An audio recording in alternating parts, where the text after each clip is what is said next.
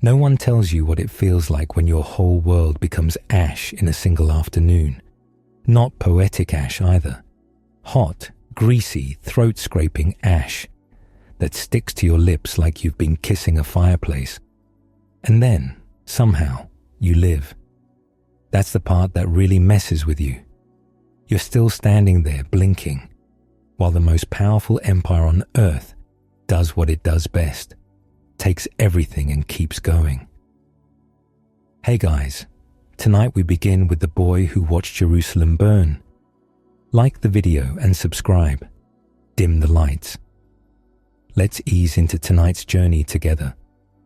You're going to stand in the smoke, hear stone crack and people scream, and feel that sick moment when you realize you're not dying today. You're being collected. You're being packaged up and shipped to the very empire that just crushed your city like it was a bug on a sandal. Congratulations, you've just woken up in Jerusalem, and your body already knows something is wrong before your eyes do. Your mouth tastes like old pennies and smoke. Your hair smells like you've been sleeping inside a cooking pot. You sit up too fast and regret it instantly because the ground is cold and gritty and your elbow lands in something wet. You pray it's water. You do not inspect it.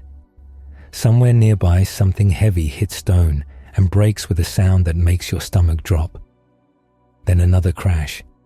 Then shouting in a language that does not care about your feelings. You stand because everyone else is standing, and because a teenager's main survival skill is copying the crowd. You're not wearing what you went to sleep in.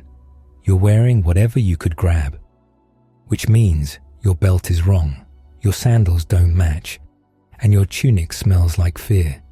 The air is thick, not misty morning thick. It's someone cooked the entire city thick. Every breath feels chewy, like you're inhaling through a damp wool blanket that hasn't been washed since last winter. You push forward and see it. A section of the city is just open, like somebody peeled back the roof and walls and left the guts exposed. Fire crawls along beams, licking and snapping, and the heat rolls out in waves that slap your face. People are running with buckets, which is adorable. It's like trying to stop the sea with a cup. A man throws water onto a burning doorway, and it hisses, and then keeps burning, because fire does not negotiate. And then you hear the sound that makes you feel small in your bones. Boots, not sandals. Boots in rhythm. The kind of marching that means someone has practiced being terrifying. They come into view in rows, metal flashing, faces hard, and you realize your city is now a room they've entered without knocking. They don't have to hurry. No one is going to stop them. Someone near you makes a noise that might be a prayer or might be a sob. You can't tell which, because the smoke makes everything sound like it's underwater. A soldier barks and people move. Another barks and people move faster. You get the message. Your choices today are obey or become part of the street. You try to find your family because that's what your brain does when it's panicking. You scan faces, half seen through smoke. You spot a neighbor with a split lip, holding his arm like it's no longer on speaking terms with his shoulder. You call a name. Your voice comes out cracked and thin. Nobody answers. And then, because life has a sense of humor, you see something familiar. A bracelet, a scarf, a hand. For one stupid second you think, oh good, there you are. But it's just someone else holding it, carrying it, like an object, like the city is already being picked clean. You're herded toward an open space where the survivors are gathering, and that word hits you. Survivors. As if this is some heroic category, as if you won something. You don't feel like a survivor. You feel like leftovers. They start sorting people. Older men shoved one way, young women another, children clumped like frightened birds. And then you, young, healthy, breathing, get marked with the look. That look says, "You're useful. Congratulations. That's the worst compliment you can get today." They bind your hands, not gently. Rope burns into your wrists, and the fibers itch like 1,000 tiny teeth. Someone behind you starts to protest, and the answer is a sharp crack and a grunt that ends too fast. You keep your mouth shut. Your tongue feels enormous in your mouth anyway, swollen with thirst. Then the walking begins.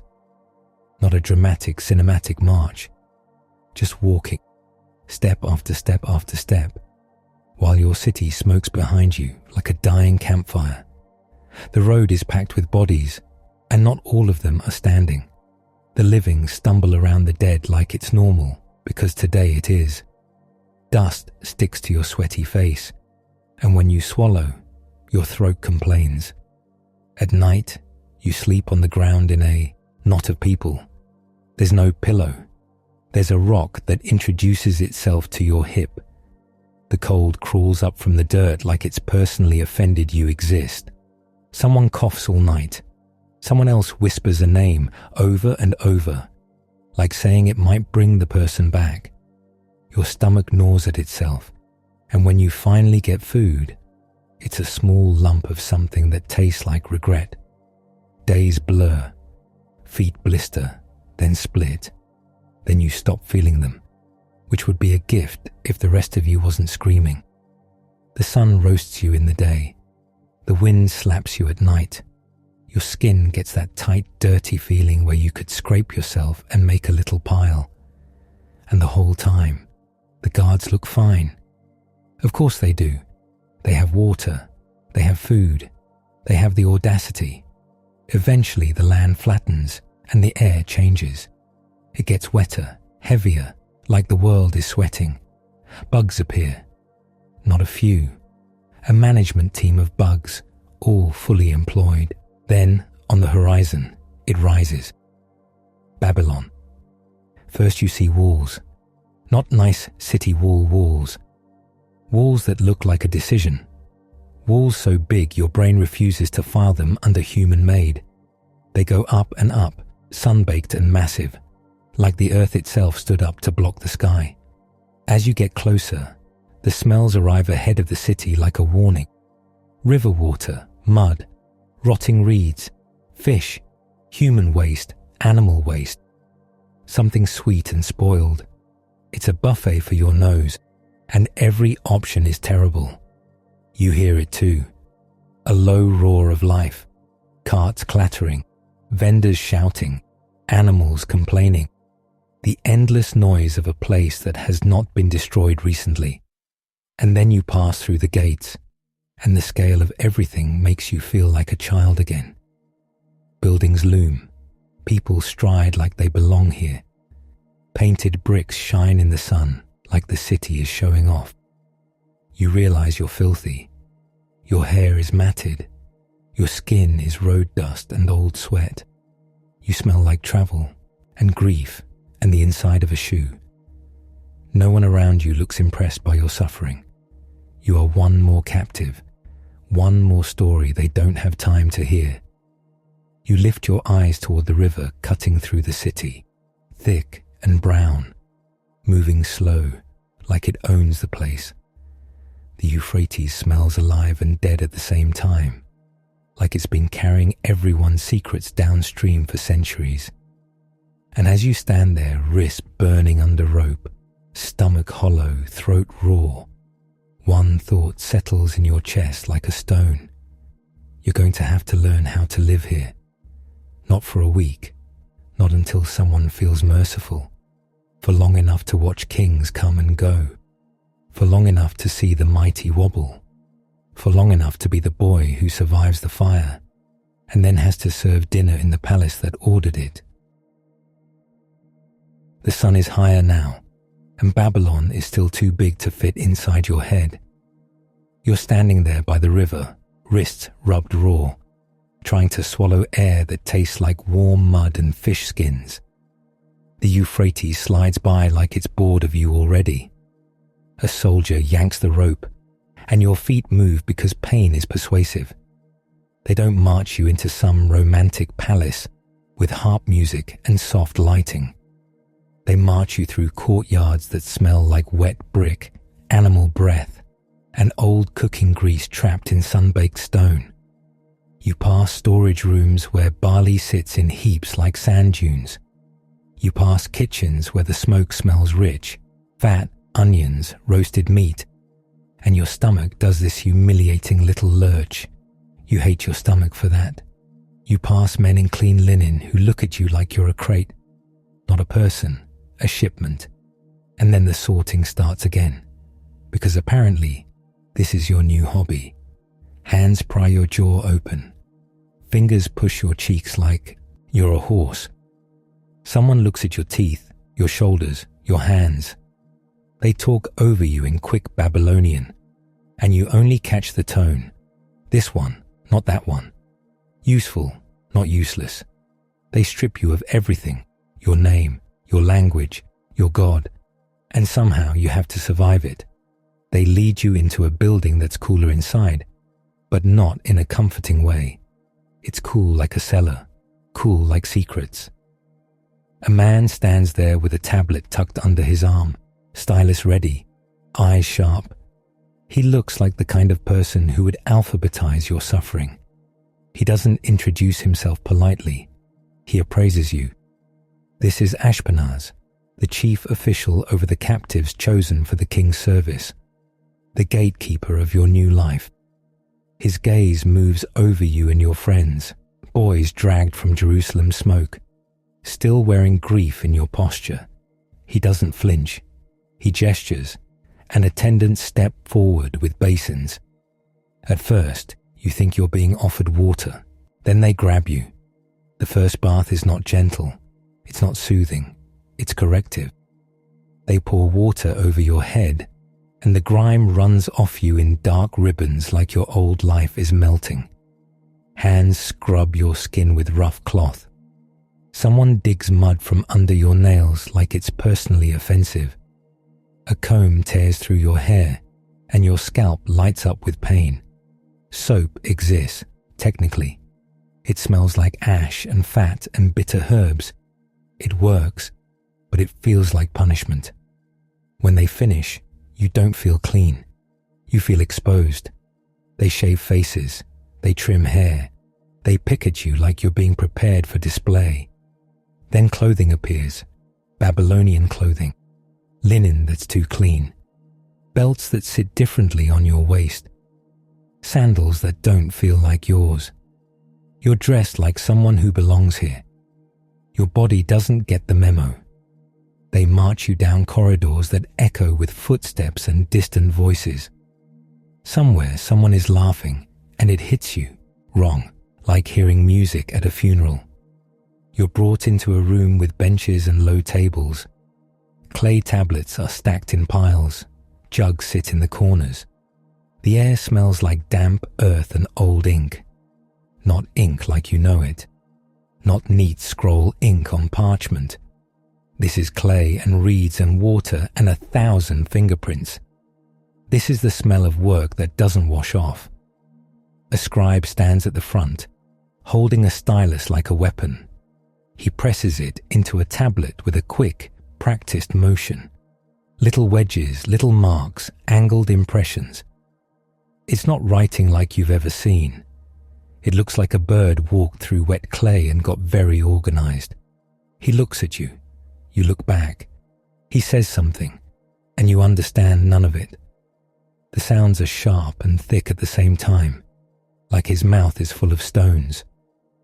Someone behind you nudges you forward. You sit. A tablet is shoved in front of you. It's still damp, cool against your fingertips. The clay smells like riverbank. A stylus is placed in your hand. You hold it awkwardly, like a child holding a tool meant for an adult. The scribe points at the sample tablet, then at yours. He makes a short sound that clearly means, do it. You press the stylus into the clay. The mark you make is pathetic. Too deep, too shallow. Wrong angle, wrong everything. The scribe's face tightens, just slightly. He takes your tablet, flips it, and smooths the clay with the edge of his hand, like erasing you. He gives it back. Try again. This is the first hour of the first day. Your hand starts to cramp before you even learn what the marks mean. The stylus digs into the soft pad between your thumb and forefinger. Clay dries on your skin. Your nails get packed with dirt again, because Babylon loves irony. Around you, other boys are making the same desperate little scratches. Some are crying quietly. Some look stunned. Some get angry and then swallow it, because anger is expensive in this place. You glance at your friends. Hananiah's jaw is clenched so hard you can see the muscle jump. Mishael's eyes are wide, taking in everything like he's trying to memorize the room in case he disappears. Azariah keeps his face neutral, but his fingers shake on the stylus. You want to speak to them in Hebrew. You do not. You already know that language is the first thing they listen for. They break for a meal, and your body thinks this might be mercy. It isn't mercy. It's strategy. They lead you into a hall where the air is thick with roasted meat and spiced wine. There are platters, actual platters, stacked with food that looks like it belongs to someone else's life.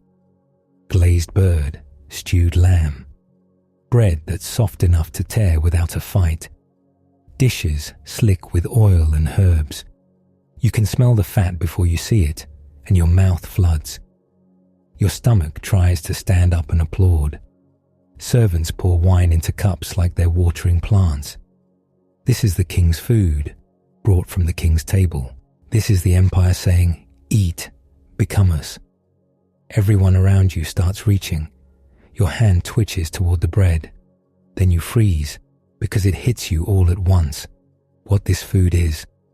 It's not just nice food. It's palace food. It's food tied to foreign gods and foreign rituals. It's meat you can't verify, slaughtered who knows how, offered who knows where, prepared by hands that don't care about your laws. Back home, food was a boundary, a daily reminder of who you were. Here, food is a leash. You swallow, and your throat hurts. Your friends look at you. You look at them. No one says it out loud, because saying it would make it bigger. But the decision is there, sitting on the platter like a dare. A steward watches from the side, face bored, posture alert. He's responsible for you, which means if you collapse, he gets blamed. If you thrive, he gets credited. If you embarrass the palace, his life becomes inconvenient. You push the cup away. The steward's eyes narrow. He speaks, and you don't understand the words, but you understand the tone perfectly. "Excuse me?" You straighten your back, because your spine is the only throne you have left. You gesture, "No, thank you." You shake your head. He tries again, firmer. You glance at the food, and then away, as if it might bite you. The steward makes a sound of disbelief, like you just refuse to breathe. He leans closer, and someone translates in broken bits, enough to understand the threat underneath. "If you look weak, I die." That's what this is. Not "please eat." Not "be reasonable." If you fail, someone gets punished. Possibly you first. You nod slowly. You don't want him dead. You also don't want to trade your soul for a plate of lamb. You motion for something else. Anything else. The steward scoffs, but he doesn't drag you by the hair and force feed you. Not yet. He walks away, irritated, and you sit there with an empty place in front of you while everyone else eats like their lives depend on it. Because they do. After the meal, you go back to tablets. The lessons grind on. Hour after hour of wedge marks, copied lines, spoken phrases you repeat until your mouth feels wrong. Babylonian isn't just new words. It's new rhythms, new throat shapes, new ways of moving your lips. You hear yourself speaking it, and it sounds like someone else living inside your teeth. They teach you numbers too, because empires love counting. counting grain, counting soldiers, counting captives, counting years until your homeland is a memory. The tablets stack up beside you like bricks, each one stamped with your mistakes. When you mess up, the scribe doesn't shout dramatically. He does something worse. He sighs. That sigh says your existence is inconvenient. Sometimes he taps your knuckles with the stylus. Not enough to break bones. Enough to make you flinch every time your hand lifts. Pain becomes punctuation. At night, they bring you to dormitories. You expect something like a barracks, and you're right, but with a palace budget. The room is long, low, and full of boys. It smells like sweat, oil, and damp straw that has been slept on by too many bodies. There's a sour undernote too. Feet that have been trapped in sandals all day. Breath that hasn't tasted fresh in months. And the faint ammonia sting of a chamber pot that's losing the war. You find your spot on a mat. It's stuffed with straw that crunches when you lie down. You turn your head and feel something scratch your cheek. A bug. Of course. Not a dramatic bug. A small one. A quiet one. A bug that has signed a lease. You stare at the ceiling beams, listening to the room settle. Boys whisper in languages you don't know. Someone sniffles and then tries to hide it. In the dark, you say your own name in your head, silently, like you're touching a talisman. Daniel. God is my judge. You don't say it out loud, not because you're ashamed, because you're not stupid. Morning comes with shouting, not birdsong, not gentle light. A guard's voice cracks through the hallway, and the dorm jolts awake like a kicked anthill. You sit up, and every muscle complains. Your fingers ache from the stylus. Your shoulders ache from being tense all day. Your throat aches from forming foreign words. You swing your feet down, and the floor is cold under your soles, dusty and gritty. Someone shoves a basin toward you. The water is cloudy, like it's already been used to rinse someone else's despair. You splash your face anyway. Then you line up. They drill you on words, on phrases, on etiquette. How to stand when an official walks by. How low to bow. How long to hold your gaze down before it becomes disrespectful. It's like learning a dance where the penalty for misstep is death. They teach you the literature of the Chaldeans, which means stories, omens, lists of gods, kings' boasts, and the kind of wisdom that sounds impressive until you realize it's mostly about power. You sit there and recite lines about Marduk and Bel, about greatness and destiny and divine favor.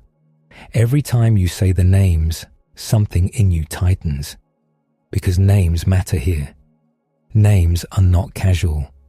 Your Hebrew name is a confession. So is what they're about to do next.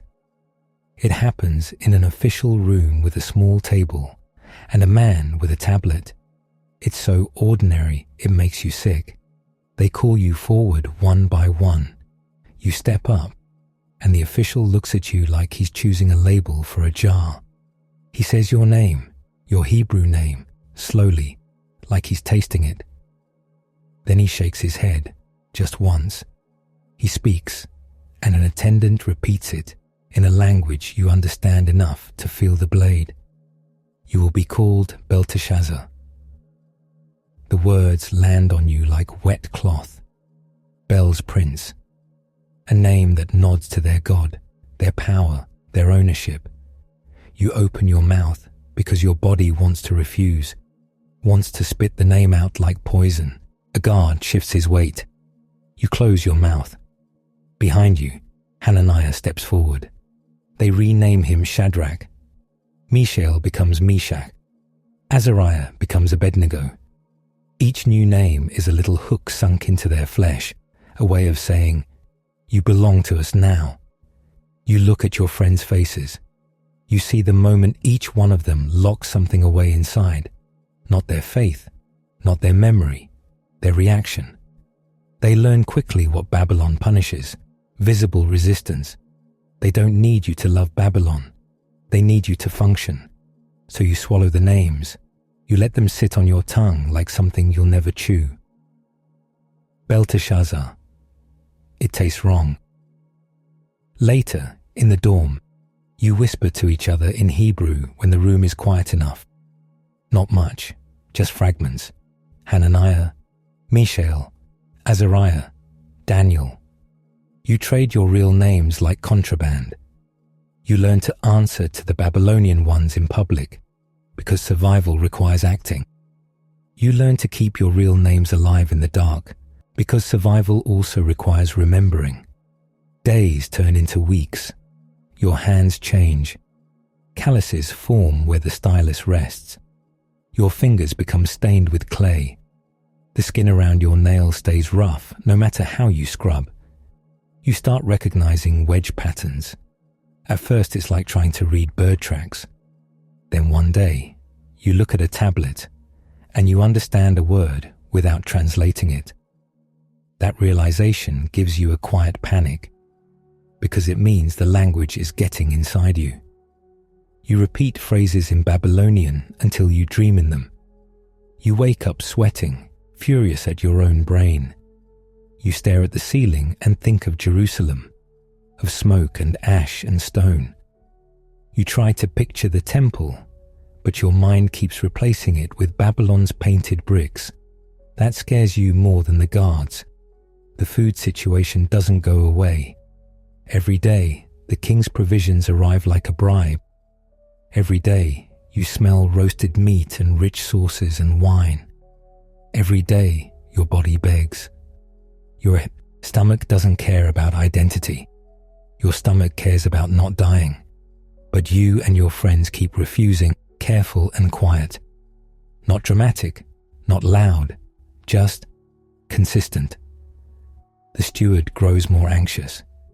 He watches your faces for hollowness. He watches your arms for thinness. One morning, he pulls you aside. His eyes are bloodshot. His beard smells like yesterday's wine.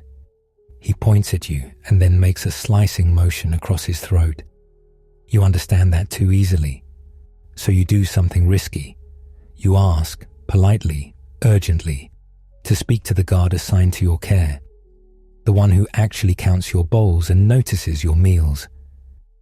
He comes over, expression blank. You gesture to yourself, to your friends. You point at the royal food. You shake your head again. Then you point toward the kitchens, toward sacks of grain and baskets of produce. You hold up 10 fingers, 10 days. The guard stares at you like you're offering to juggle knives. You try again, slower. 10 days of simple food and water. Then compare. Look at our faces. Look at the others. Decide. The guard snorts softly. He looks you up and down, calculating. He doesn't want trouble. He also doesn't want extra work. Finally, he shrugs like, fine, die in a quieter way. And that's how you end up eating vegetables in Babylon. Not pretty vegetables, not modern, crisp, rinsed lettuce. You get a bowl of lentils that smell like dust and boiled earth. You get chickpeas that are slightly undercooked, so each one fights your teeth. You get cucumbers that taste like river water and skin. You get handfuls of herbs when someone remembers. You drink water that's warm and faintly metallic, like it's been sitting in the sun thinking about violence. It is the blandest rebellion imaginable. You eat your lentils with the intensity of a man guarding a secret. The other boys laugh at you. They're chewing palace meat, greasy fingers shining, lips stained with wine. They look at your bowl and smirk like you're on the world's worst diet plan. One of them waves a bone at you and says something in Babylonian that makes the others snicker. You don't need the translation. Their faces translate it fine. Suit yourself. Starve. We'll take your portion. You keep eating. Day 1, you feel hungry. Day 2, you feel lighter, but not weak. Your stomach stops sloshing with richness it isn't used to. Day 3, your mind feels clearer, which is annoying because now you notice everything. The dorm smells worse than you remembered. The straw mats have a permanent funk. Someone's hair oil has gone rancid in the heat. You sit in class and realize the scribe's breath smells like onions and old plaque. You wish you didn't know that. Day 4, your friends' faces look steadier. Not glowing, not magical, just less sick. The palace food is heavy. It sits in the gut like a stone. Your simple food doesn't. Day 5, the guard looks at you, longer. Day 6, the steward peers at you from across the room, suspicious. Day 7, someone else asks for lentils too, and the guard slaps the bowl away like it's contagious. Day 8, you catch your reflection in a basin and realize your eyes look more awake than some of the boys drinking wine every night. Day 9, the guard sniffs like he's disappointed you haven't collapsed for his convenience. Day 10 arrives. The guard brings the steward. They stare at you and your friends like your livestock at market. They look at your cheeks, your eyes, your posture. Then they glance at the other boys, some puffy from rich food, some sluggish, some with a faint sheen of excess. The steward's face does this complicated twitch. Relief, confusion, annoyance.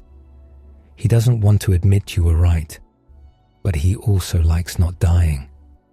So the bowls of lentils continue, not as a public announcement, not as a victory parade, just a quiet allowance.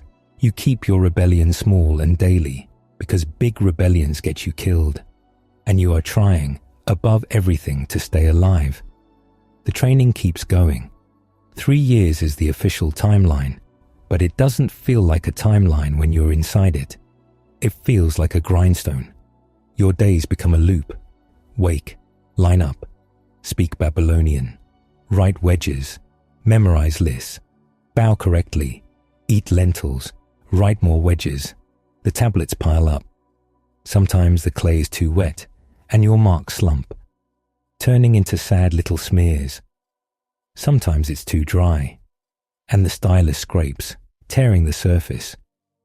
You learn to judge moisture by feel, like you've become a baker of words.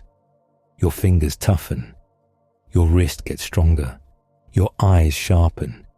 You start reading without moving your lips. That is when you realize you're becoming dangerous. Not dangerous like a soldier, dangerous like someone who understands. You learn the names of Babylon's gods because they're everywhere, carved into walls, sung in hymns, stamped into tablets. Everywhere you turn, a deity is being honored. A star, a sun, a storm, a city. Babylon is crowded, and not just with people. You hear prayers shouted at dawn. You see small altars with oil lamps. You watch officials touch their foreheads and murmur words to idols as casually as breathing.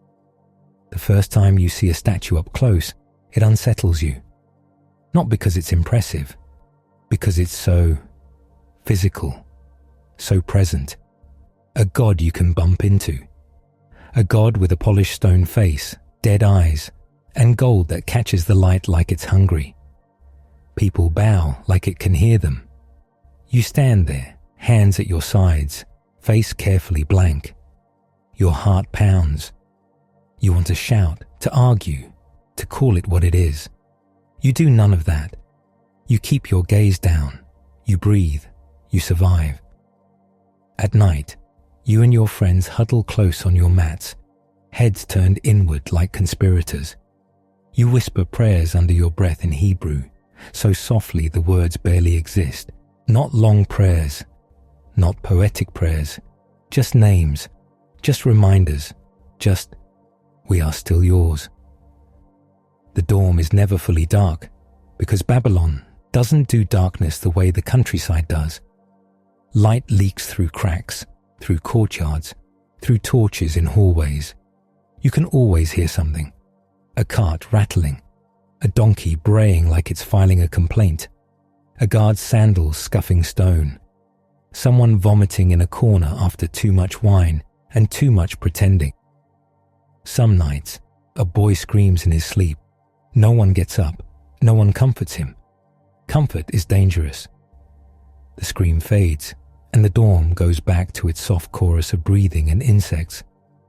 Your identity becomes a private thing, like a coin sewn into your hem. In class, you answer in Babylonian. You write in cuneiform. You recite their sayings. You smile when you're supposed to smile. You bow when you're supposed to bow. You learn the rules of the performance because the stage is your life. In private, you remember Jerusalem, not the burning Jerusalem, not the ash and terror.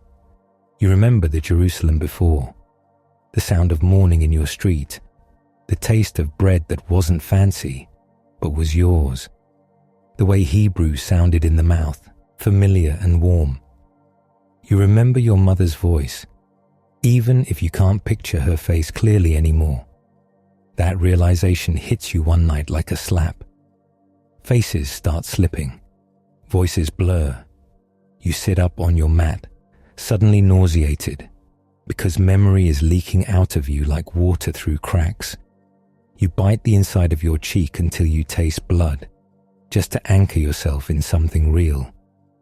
Your friend beside you shifts and murmurs your Hebrew name, barely audible. Daniel. The sound steadies you. Another day, another lesson. They bring you into a room with older students, men who have been here longer, who walk like they belong. They wear clean linen. Their hair is oiled and arranged. Their hands are neat. They look at you like you're a puppy that might grow into a dog. An instructor speaks at length, gesturing to a tablet covered in tight writing. You catch words now, not all of them. Enough. He's explaining omens, the movement of stars, the meaning of dreams, the interpretations that keep kings calm, which is a job you didn't apply for. You watch him press the stylus into clay, each wedge precise. The tablet is a map of power, because if you can tell a king what his dream means, you can keep your head attached. If you can't, you become a lesson for someone else. Failure in Babylon isn't a bad grade. Failure is disappearance. You see it happen to one boy. He's not one of your group, just someone who arrived from somewhere else. Eyes haunted, hands trembling. He keeps mixing signs. He keeps forgetting phrases. His voice cracks when called on. One day, he's pulled out of class. He doesn't come back. His mat in the dorm is gone by nightfall, as if he never existed. No one asks. No one mentions his name. The air itself learns to forget him. You lie awake staring at the ceiling, thinking about how thin the line is, not between success and greatness, between success and being allowed to continue breathing.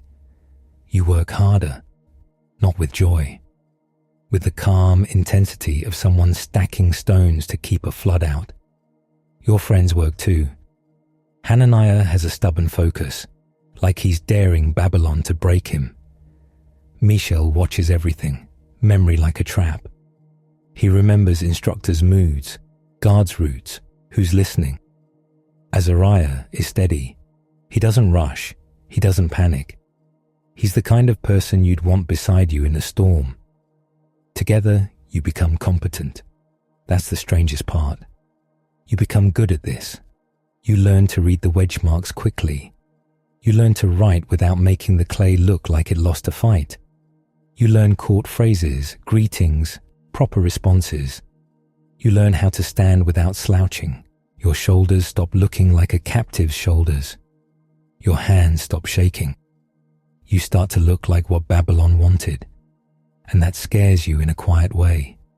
Because one day you catch yourself correcting someone else's Babylonian pronunciation without thinking. You stop mid-word, stunned. Your friend gives you a quick look like, careful.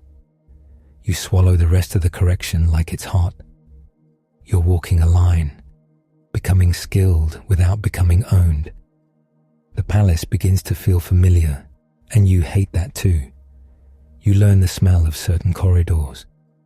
This one always smells like incense and warm stone. That one smells like ink and damp clay. The kitchen hallway smells like roasted garlic and meat fat and the vinegar tang of pickled things. The administrative rooms smell like sweat trapped under linen and the sharp, clean scent of fresh clay tablets. The audience hall smells like perfume trying to cover fear. You learn that Babylon's luxury is layered on top of bodies, servants, guards, scribes, captives, all sweating under the same sun, all trying to avoid making the wrong person angry. Sometimes you're brought out to observe court, to learn how officials speak in front of power. You stand along the wall with other trainees, hands folded, eyes lowered. The room is vast, the ceiling high, the columns painted. Officials glide across the floor like they've practiced being important. Then the king enters, and the air changes. Not because of magic, because everyone tenses at once. Nebuchadnezzar is not a myth when you're this close. He's a man, but he's the kind of man who turns other men into furniture. He sits, and people bow so low their foreheads nearly kiss the floor. You bow too, because you are not volunteering to be an example. You feel the smooth stone under your hands, cold, hard, indifferent. You lift your head just enough to see his face. It's not soft. It's not kind. It's the face of someone who has never had to be. His eyes sweep the room like he owns every breath in it. And you realize something that makes your skin prickle. This is the man who burned your city, not a faceless army, not an abstract empire. A man with hands, with a mouth, with a temper. A man who can decide you live or die while chewing food. You lower your eyes again. Your heart thuds in your ribs, loud enough you worry someone will hear it. Later, back in class, the scribe makes you copy royal titles. Long strings of praise and conquest. Your stylus presses wedge after wedge into clay. You write words that glorify the king, because your hand has to, even if your heart doesn't. The days keep coming. Your Hebrew self becomes a hidden room inside you. Sometimes you feel lonely in that room. Sometimes you feel safe. One evening, the steward approaches you again, less hostile now, more curious. He watches you eat your lentils like you've committed to being strange forever. He speaks slowly, and you understand enough to catch the question under it. Why? You could answer in 100 ways. You could argue law and covenant. You could spit defiance. Instead, you look him in the eye, calm and respectful, and you say what you can say without getting killed. It matters. He stares at you, and for a moment he looks tired. He doesn't understand, but he understands that you mean it. He walks away, shaking his head, like you're the most inconvenient sort of faithful. Your friends nudge you later, a silent thank you, not for the words, but for the steadiness. Because in a place like this, steadiness is contagious. Near the end of the 3 years, the air shifts. You can feel it in the way instructors watch you, in the way officials pass through training rooms more often. The king is going to inspect the trainees. An evaluation, a performance review, the ancient equivalent of a job interview, except the interviewer has soldiers. The dawn buzzes at night with nervous whispers. Boys practice phrases under their breath. They rehearse bows. They smooth their clothing over and over like linen can erase fear. One boy vomits into a pot and then wipes his mouth and goes right back to practicing, because panic has a schedule too.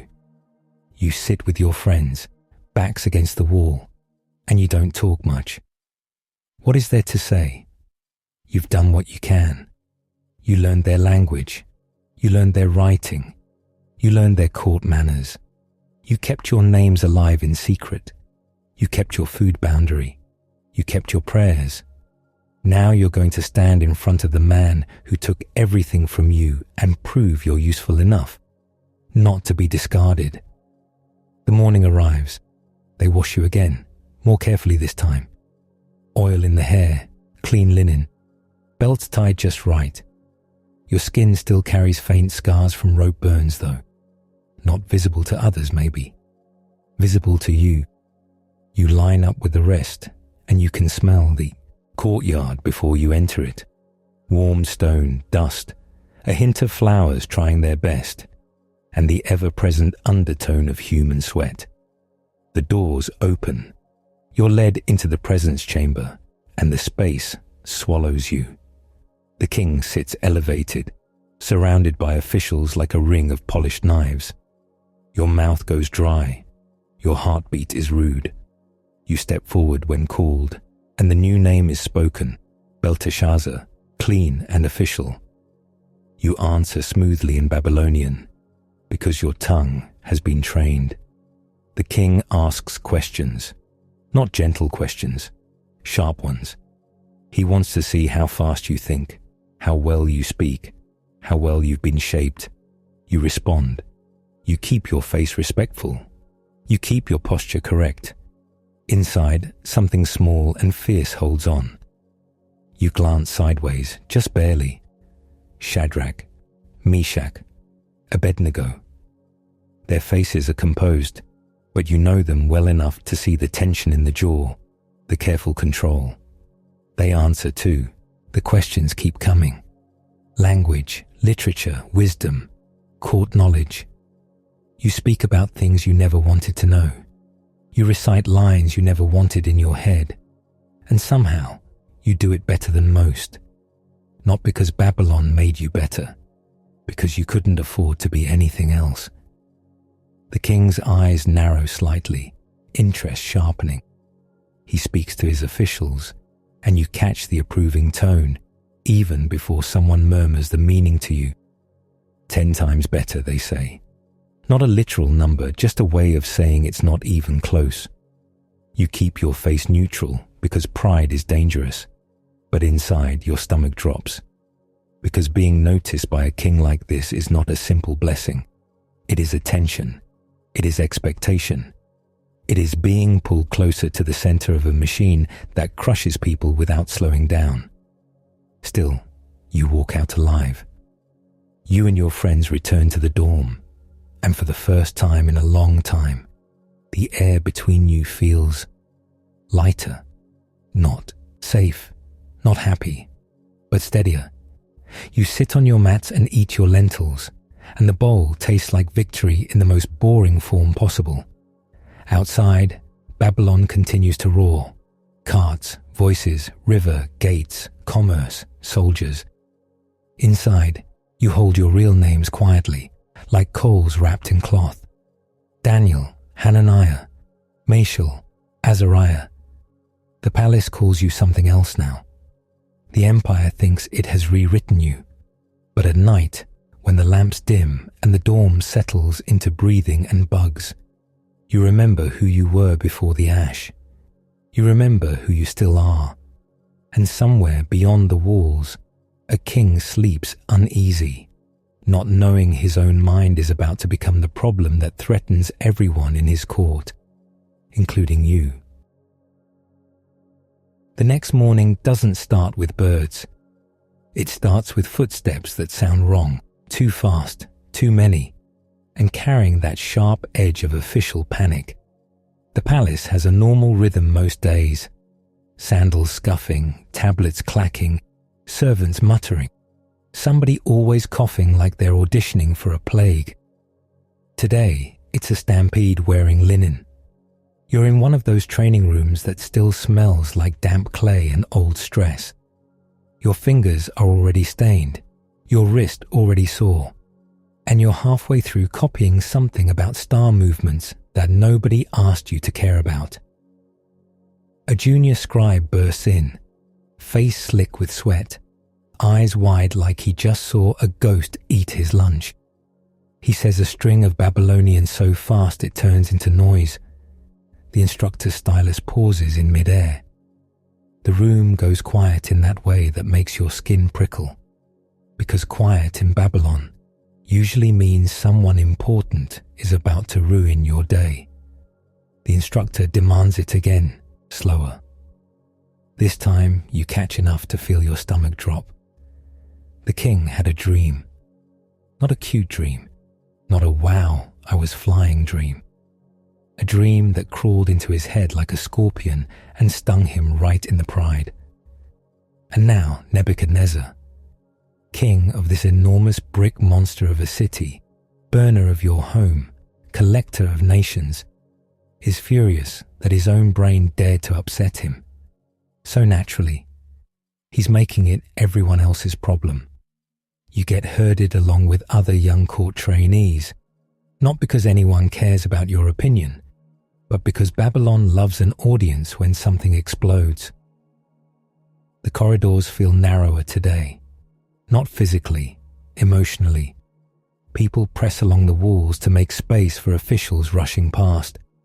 You smell perfume laid over sweat, incense fighting panic, and that sour undertone of fear that no amount of oil can cover.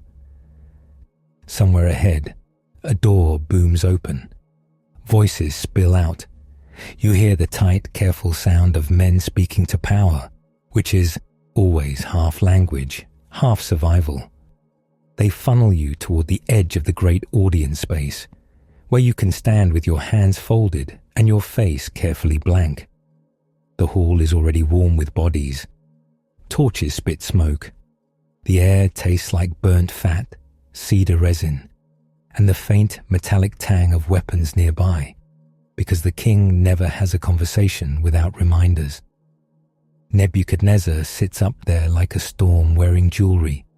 His posture is rigid, like he's been awake all night and blamed everybody else for it. Below him are the professionals, the wise men, the dream readers, the omen sniffers, the magicians, the enchanters, the sorcerers, the Chaldeans who speak in that polished, courtly way, like every sentence has been rehearsed in front of a mirror. They bow low. They put on their best, we totally control the universe faces. And you can tell, immediately, that it's not working. Nebuchadnezzar's eyes are bloodshot, not from tears, from rage. He says something, and the whole room tightens. A herald repeats it, loud enough for everyone to hear. The king wants his wise men to tell him what he dreamed, and then tell him what it means. You blink, because that's not how any of this works. That's like someone showing up at a bakery and screaming, "Bake me the bread I ate last week, and also tell me what it says about my childhood." The wise men do what wise men always do when a king is boiling. They flatter, they bow, they try to slow the fire down. "O king, live forever," one of them says, voice smooth as oil. He asks the king to tell them the dream. "Just tell us the dream, and we'll interpret. Easy, normal. That's the deal." Nebuchadnezzar leans forward, and the temperature drops. His voice is low, controlled, and full of the kind of calm that makes men quietly wet themselves. He refuses. He says the dream has gone from him, or he won't tell it, or it's set in his mind like a sealed order. The meaning is the same. "You will tell me the dream," his tone says, "or you will become a warning." The wise men stare. They do the mental math in their eyes, because there's no trick for this, no clever reading of a man's face when he's telling you the content, no picking up the details from his own mouth. He wants you to pull a dream out of his skull, like you're reaching into a jar of snakes and trying to grab the right one. One of the Chaldeans tries again, a little more careful this time. He repeats that no king has ever asked such a thing. He's not even protesting. He's pleading for reality to return. Nebuchadnezzar's face hardens. His hand lifts slightly. Not a dramatic gesture, just enough. And suddenly the threat is spoken plainly, for all the room to hear. If they can't tell him the dream and its meaning, they'll be torn limb from limb, and their houses will be turned into piles of refuse. Babylon doesn't do gentle consequences. Babylon does public mess. You look around, and the wise men's faces go pale under their cosmetics and oils. These are men who walk around like they have secrets from the gods. Now they look like accountants who just realize the numbers don't add up and the client has swords. A magician, older, beard carefully braided, tries a different angle. He promises rewards, gifts, honor. Just tell us the dream. Nebuchadnezzar's laugh is short and unpleasant. He accuses them of buying time, of trying to stall until the pressure eases. He says they're all in it together, preparing to speak lying words. His voice gets louder, and it rings off the brick and stone like a hammer. Tell him the dream, and he'll know they can interpret it. Fail, and they'll find out what dismemberment feels like before lunch. The wise men backpedal as a group, like a herd that senses a cliff. They protest again. No one can do this. Only the gods can. And the gods don't live with flesh. And that, of all things, seems to offend him even more, because it's an admission. We're not actually what we pretend we are, their words say. And Nebuchadnezzar didn't build an empire to be told can't. He rises from his seat so fast his robe snaps. The room goes dead silent. He barks an order. It is not the sort of order that comes with discussion. The herald repeats it, and the words land like stones. All the wise men of Babylon are to be destroyed. All. Not the ones in this room. Not the ones who spoke. All means all. You feel it like a chill down your spine, because you're standing there in Babylonian linen with clay under your nails and a new name that ties you to their god. And somewhere in the official records, you and your friends have been filed under wise men. You don't have time to feel angry about the absurdity, because the machine has started moving. The hall breaks into motion. Wise men stumble backward, stumbling over their own dignity. Servants flatten themselves against walls. Guards step forward with hands on hilts. The smell changes as panic spreads. Sweat rises hot and sharp. Perfumes curdle. Incense turns nauseating. You get pushed along with the rest of the trainees, shuffled out through corridors that suddenly feel like a trap.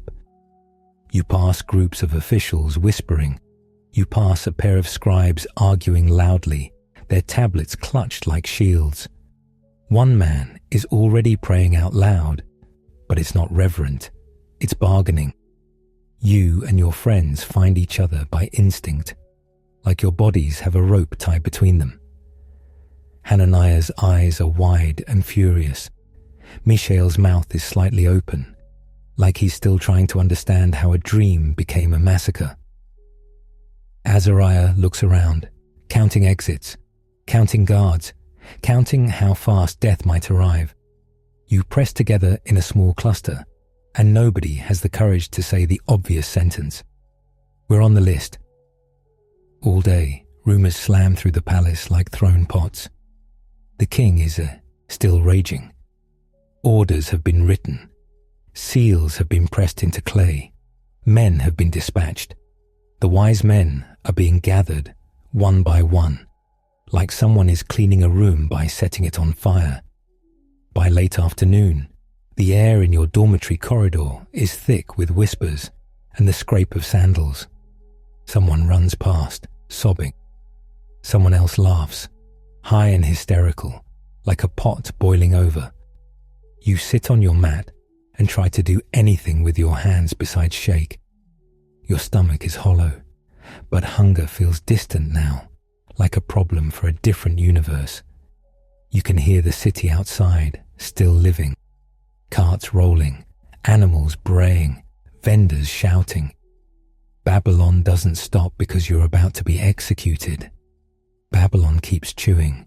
Your friends are there close enough that you can feel their heat. None of you are speaking much. Not because you don't want to, because everything you could say feels like it might summon the footsteps faster. Then you hear them. Boots, not sandals, measured, official, coming down your corridor. Voices approach, sharp with authority. A guard barks something, and dormitory doors begin to open like teeth being pried apart. A boy yelps. A man argues. Someone's chest thumps against wood as he's dragged out. The smell hits you. Sweat, old straw, fear, and the sour stink of someone losing control of their bowels down the hall. Your throat tightens. This is it. Your door slams open. A man fills the frame, armored, hard-faced, carrying the weight of royal orders like it's a cloak. His eyes are tired in a way that suggests he's done this before. Behind him are soldiers, ropes, the small practical tools of ending lives. This man is Arioch, captain of the king's guard, chief executioner basically. The ancient version of head of security, except his job description includes turn people into examples. He looks at you and your friends, and there's no drama in his face, just routine. He speaks your Babylonian, name, Belteshazzar, because that's what the paperwork says. He orders you to come. Your body goes cold. Hananiah shifts like he might swing at someone, because he's still young enough to think anger is a weapon. You move a fraction toward him, subtle, a hand close, a warning without words. Not now, not like this. You step forward, palms open, trying to keep your voice steady in Babylonian. You ask why. Not why is the king insane because you enjoy breathing. Why is this happening now? What is the reason for this urgency? Arioch's eyes narrow, surprised that you're speaking instead of weeping. He explains bluntly, as if describing the weather. The king has ordered the destruction of the wise men. You keep your face calm, but inside you feel your heart slam against your ribs, like it's trying to break out. You ask, carefully, what brought this on? Arioch gives you the story in short, bitter pieces. The dream, the demand, the refusal, the threat, the order. His tone says he thinks it's stupid too, but he doesn't get paid to critique royal moods. He gets paid to enforce them. You take a breath through your nose. The dorm air smells like stale sweat and straw, and the faint ammonia of a chamber pot. Not the smell you want in your nostrils during your final moments. You look at Arioch, and you do something that feels like stepping off a roof and hoping the air turns into stairs. You ask to be brought before the king. Arioch pauses. Even he hesitates, because this is the part where people usually beg, or faint, or try to run. They don't request an appointment. His eyes flick over you like he's trying to decide whether you're brave or stupid. Maybe both. You tell him you can obtain the interpretation. You don't say it loudly. You don't say it like a performer. You say it like a man placing his last coin on the table and pretending his hand isn't trembling. Arioch's mouth tightens. He studies you a moment longer. Then he turns sharply. He orders the soldiers to wait. And somehow, you and your friends are marched not toward a courtyard of death, but toward the heart of the palace. The corridors feel different when you're walking them with an execution order hanging over your head. Everything looks sharper. The painted bricks, glossy and bright, feel mocking. The carved lions in the walls look less decorative and more like a promise. You pass servants who glance up and then away fast. No one wants to catch your eyes, like death might be contagious. At the entrance to the inner areas, the air is cooler. It smells of incense, polished wood, and the faint, constant musk of too many powerful men breathing in one place. Arioch speaks to another guard. There's a brief exchange, permission, denial, argument, the sound of authority knocking against authority. Then you are allowed through. You are brought into a smaller chamber, not the full audience hall. This feels more private, more dangerous. Nebuchadnezzar is there. He is not lounging. He is pacing. A king pacing is a terrifying sight, because it means the whole world is failing to satisfy him. His robe swishes with each turn. His jewelry catches torchlight and flashes like tiny blades. His face is tight with sleepless anger, and his eyes are fixed on something far away, like he's still seeing the dream behind his eyelids. Arioch announces you. Nebuchadnezzar turns, and his gaze hits you like a physical weight. You bow, deep, not because you respect him, because you respect gravity and the way heads stay attached when you bow correctly. The king speaks directly to you, and his voice has that sharp edge of a man who's done being patient. He asks if you can tell him the dream and its interpretation. You swallow. Your mouth is dry. Your tongue feels too big in your mouth. You answer carefully. You don't promise him a performance right now. You ask for time. Time. That word feels ridiculous in this room, because this man just ordered a citywide slaughter over a nightmare. You watch his face. There's a moment where you think he might explode. His jaw flexes. His nostrils flare. His hands curl slightly, as if he's resisting the urge to grab something and break it. You can almost hear his thoughts. Why should I give you time when everyone else tried to stall? Why shouldn't I have you dragged out and cut apart right now, just for the audacity? You keep your head lowered, but not too low. You don't whimper. You don't argue. You just hold that request like it's a fragile cup and hope he doesn't smash it. Silence stretches. Torch crackle. A distant cough. The faint clink of a guard shifting his weight. And then, with the reluctance of a storm choosing not to strike yet, Nebuchadnezzar grants it. You are dismissed, not forgiven, not safe, just temporarily not dead. Arioch escorts you out, and the palace air feels suddenly too thin, like you're breathing through cloth. The moment you're back in the corridor, your knees threaten to go loose. Mishael reaches for your elbow without looking like he's reaching. A small touch, a quiet anchor. Arioch leans in close as you walk, voice low.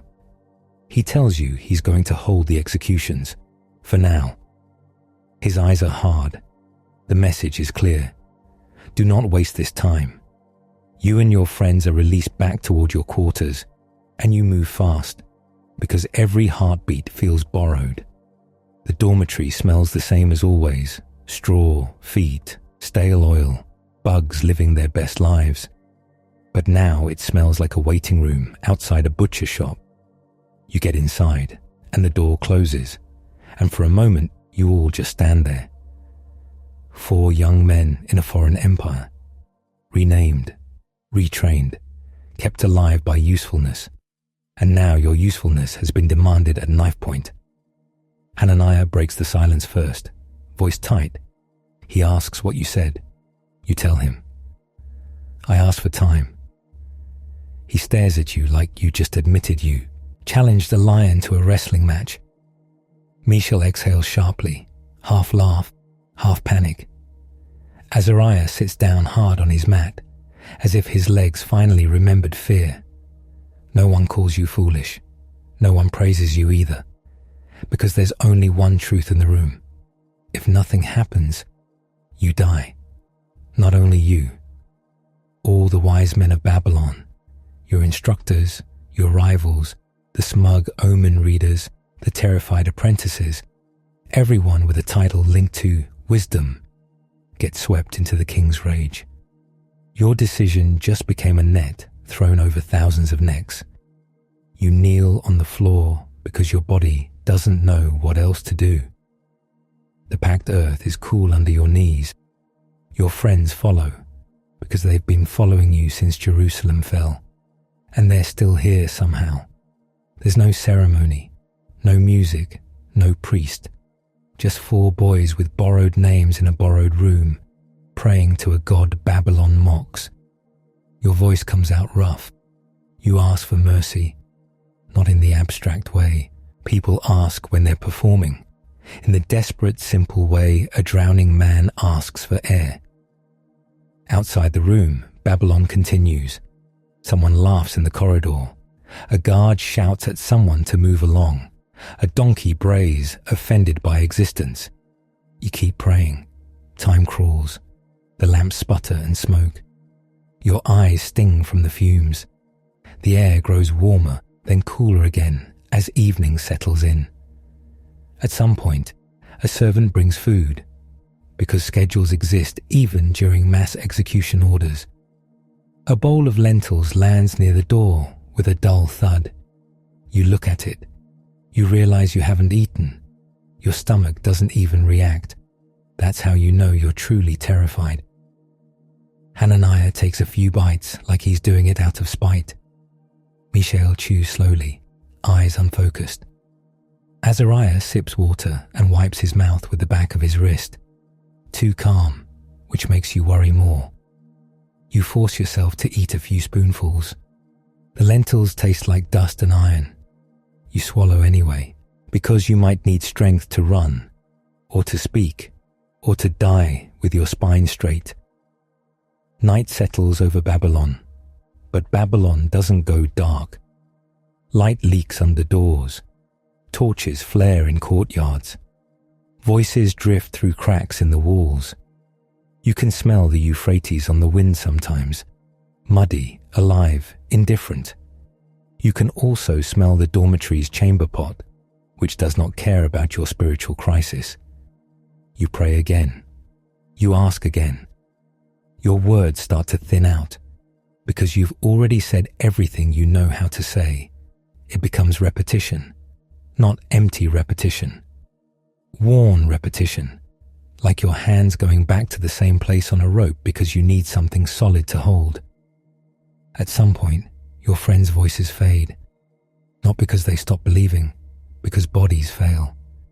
Hananiah's head droops forward, forehead nearly touching the floor. Mishael leans against the wall, eyes half closed. Azariah's breathing slows. The lamp spits once, then steadies. You remain, awake, staring into the dim room, listening for footsteps that might mean Arioch has changed his mind. Your mind keeps replaying the king's face, the rage, the suspicion, the absolute certainty that the world exists to obey him. You imagine what it would feel like to stand in front of him tomorrow with nothing, to open your mouth and offer silence, to watch the signal go out, to hear the first screams. You clench your teeth until your jaw aches. Eventually, exhaustion takes you like a hand over your mouth, not gently, roughly. You lie down on your mat, straw poking through the thin fabric, scratching your cheek. A bug crawls across your forearm like it pays rent. You don't even flinch. Your eyes close, and the darkness inside your skull shifts. It's different from sleep. It's deeper, heavier, like being pulled underwater. And in that place, the answer comes. Not as a whisper, not as a feeling, as a revelation that lands with weight.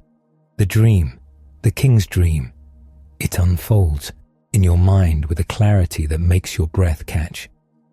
Images sharp enough to cut. A towering figure, metal gleaming, stone striking. The kind of vision that doesn't ask your permission before it burns itself into you. You jolt awake. Your chest heaves because it's like you've been running. The room is dark, but not pitch dark. There's still a dull glow seeping under the door. The air is cool now, and your skin is damp. You sit up slowly, afraid the dream might evaporate if you move too fast. But it doesn't evaporate. It stays, solid, whole, complete. Your heart pounds, not with panic now, with shock, because you have it.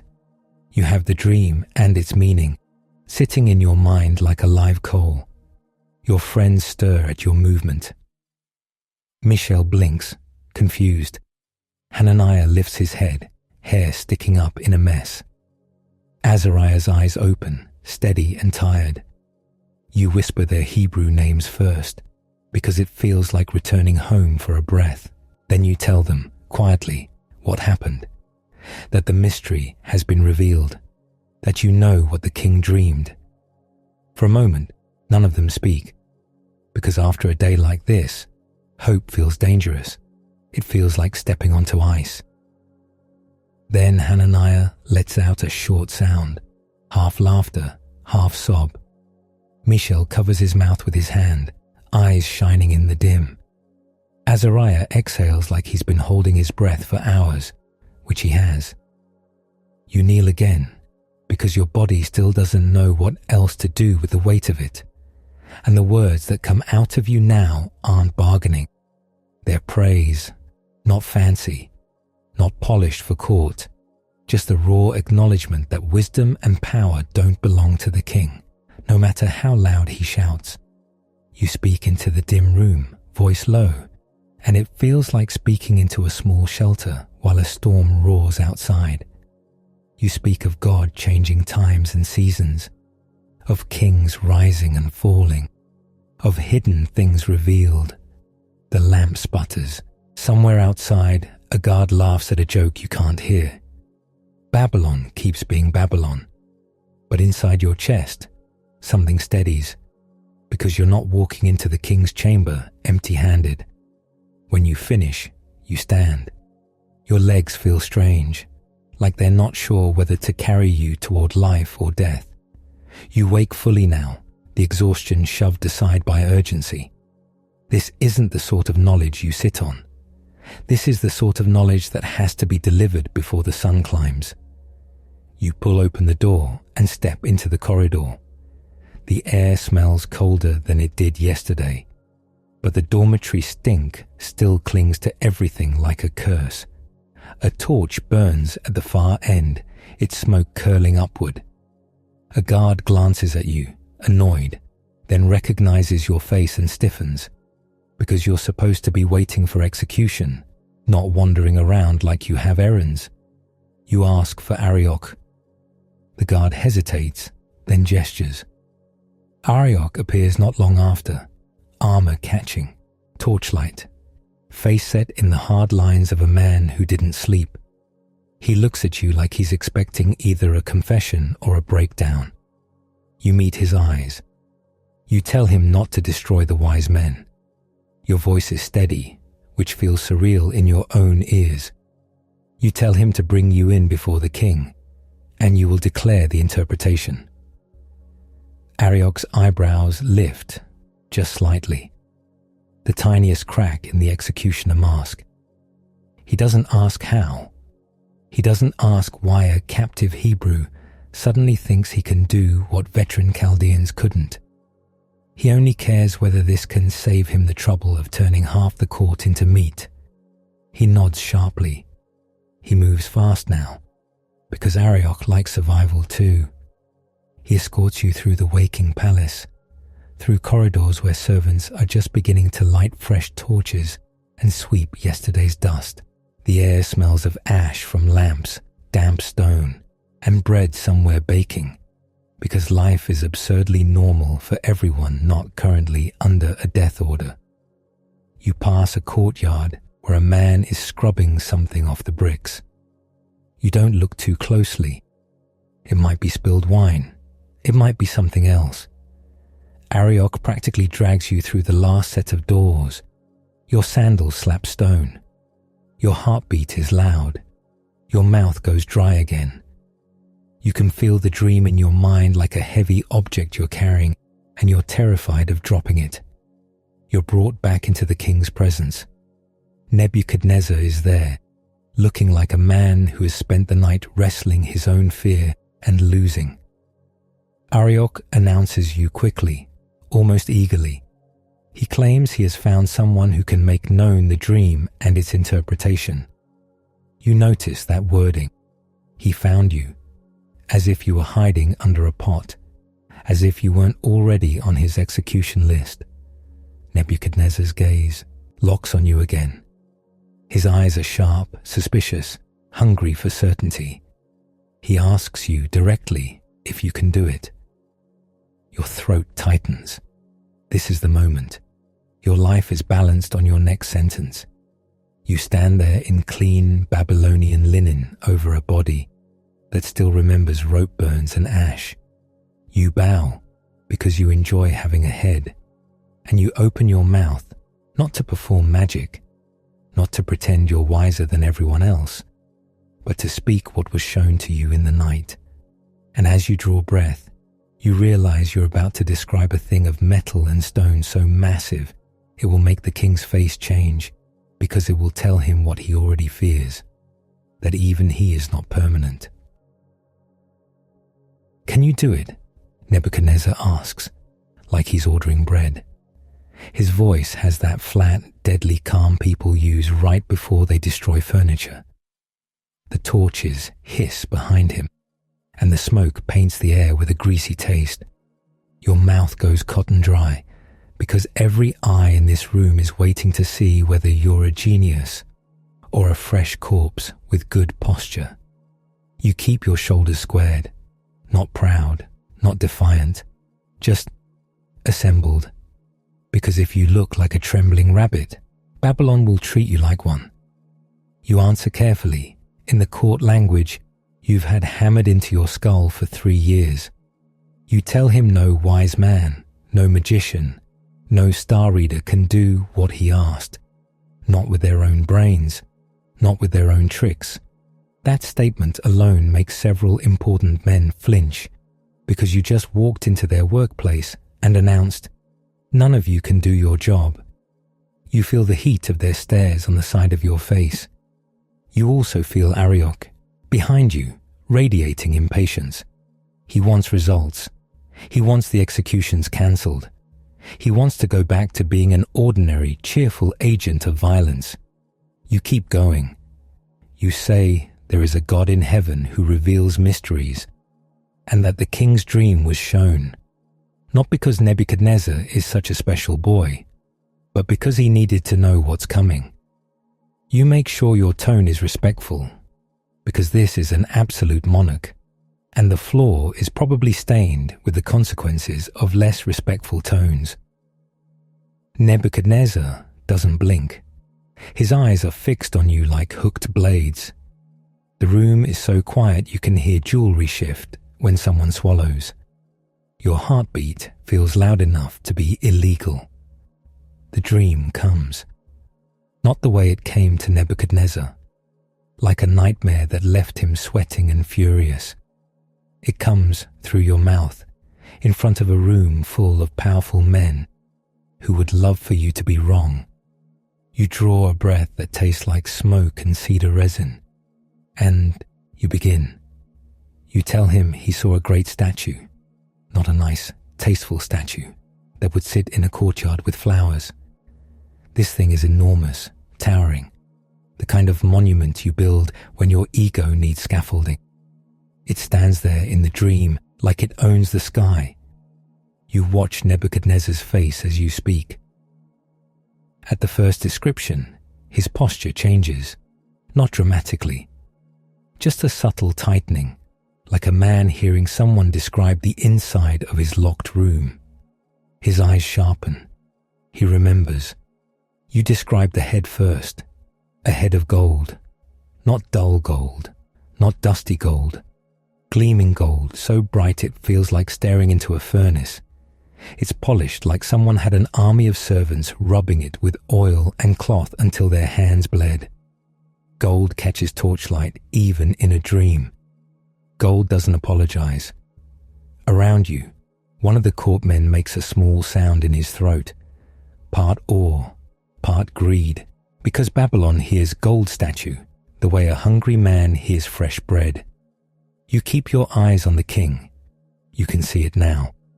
that tiny shift in his expression that says, yes, that's it, that's what I saw. Your stomach unclenches by a fraction. Not safety, not comfort. Just the knowledge that you're not walking off a cliff blind. You move down from the head. The chest and arms are silver. Silver, cold and bright, like moonlight on a blade. The statue's shoulders are broad and heavy, like a warrior built by someone who thinks subtlety is a sin. The arms hang stiff at its sides, perfect and lifeless. Silver is beautiful in a way that feels slightly unfriendly. You can almost hear it clink in your mind. You describe the belly and thighs, bronze, a warmer metal, reddish, like sun-baked armor. The middle of the statue glows as if it's been out in the heat all day. Bronze makes you think of soldiers and shields and helmets dented from too many fights. The statue looks like it could step forward and flatten a city without changing its expression. Nebuchadnezzar's jaw tightens. He's following every word. You feel the room leaning in. Even the men who wanted you dead are hungry now, because everyone loves a secret when it's finally being spilled. You go lower.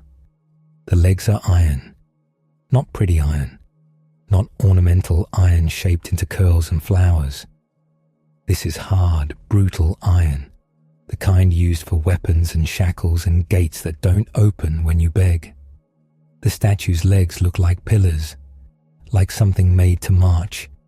Your tongue sticks to the roof of your mouth for a second, because the dream has one more detail, a detail that makes your skin prickle even now. You swallow. You tell him about the feet. The feet are mixed, part iron, part clay. That's the part where it gets wrong, because iron makes sense, clay makes sense. Iron and clay together makes the same sense as trying to build a fortress out of wet bread.